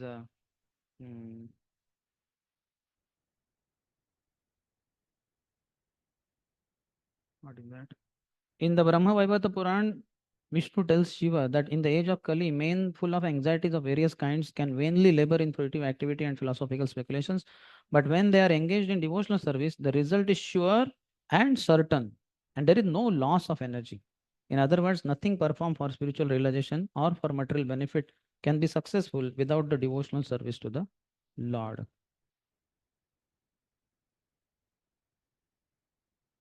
So sure and certain. Sankirtan Yajna result.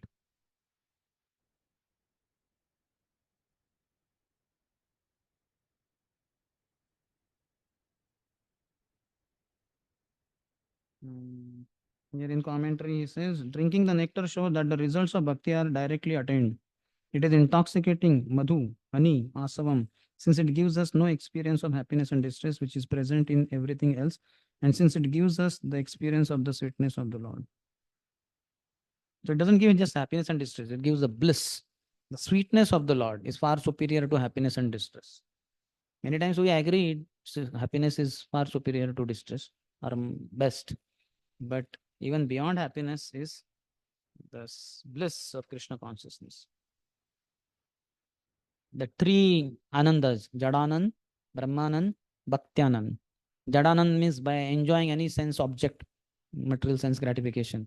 That gives one Jadanand. by jad, dead, dull, matter. Even if man tries to enjoy the body of a woman, it's a dead body only. The soul is present, that is different. He is not acting on soul plane, he is acting on ground. So it's a Jadanand. Then beyond that, the Jnani's experience Brahmanand, spiritual happiness, merging in the Brahma Jyoti, the impersonal light emanating from spiritual world and the Lord. So that, in comparison to that, Jadanand is like, that is like an ocean, and Jadanand in front of it is like a drop of an ocean. But far superior to even Brahmanand is Bhaktyanand, devotional happiness.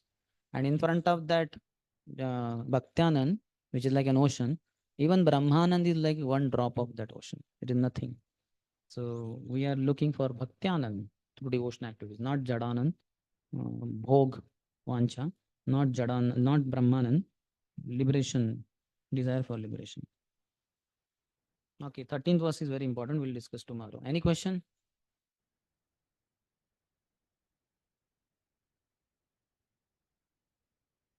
Devotees are wondering, we are beyond time. Don't ask any question. Prabhus, please. All devotees are sending signal to Paramatma, to their own Paramatma, and all Paramatmas are same only. Oh, Paramatma, let not anyone ask any question.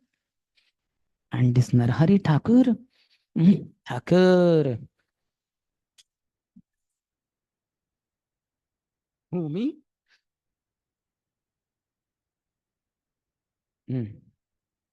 Everybody has. I'm happy.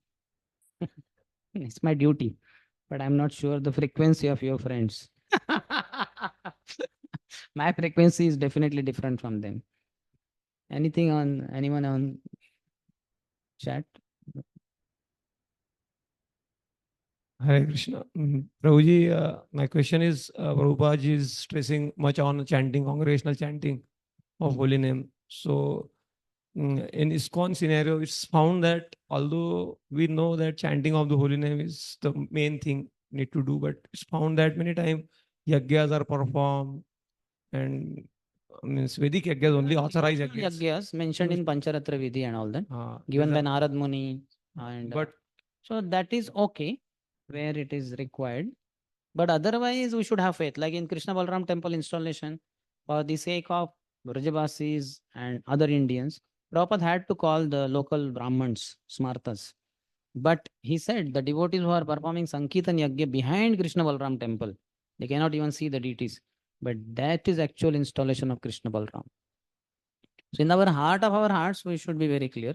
Sankirtan is the topmost. Taramadde sarvasreshta nama sankirtan niraparadha nama laile pabe premadhan.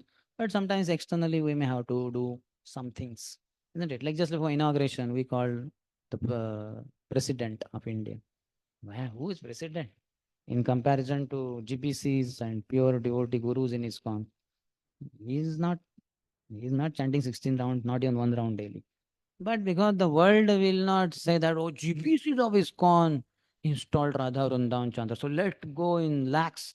Let us go daily in lakhs. Nobody will come.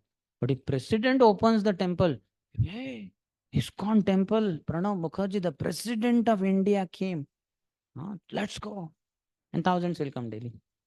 So we have to be what you call practical also in that sense.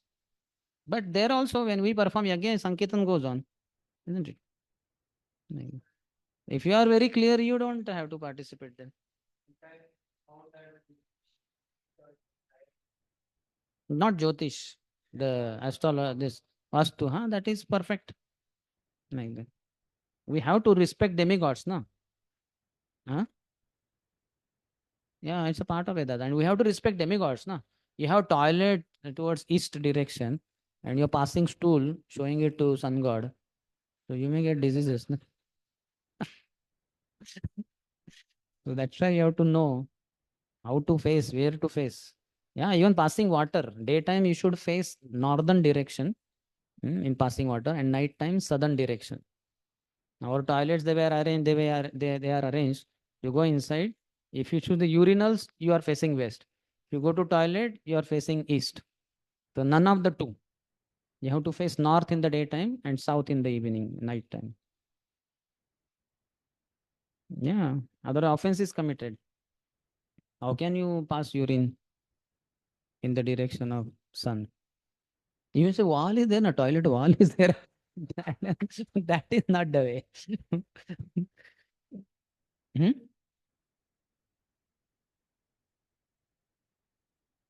Okay, ठीक है. Yeah.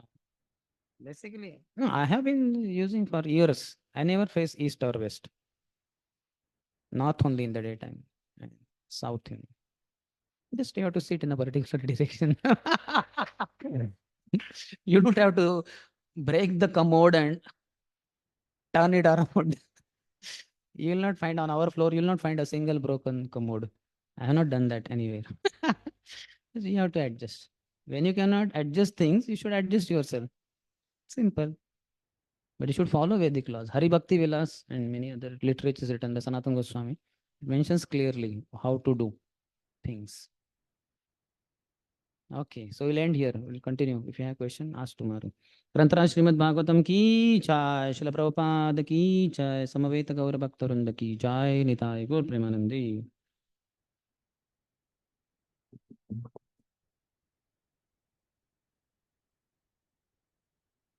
So today also we are just 6, 7, 8 slokas behind. Don't have tension. Understand my intention.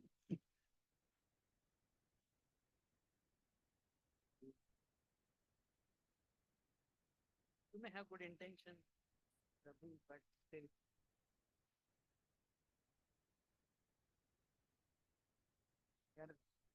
18th and 19th, 2 chapters only.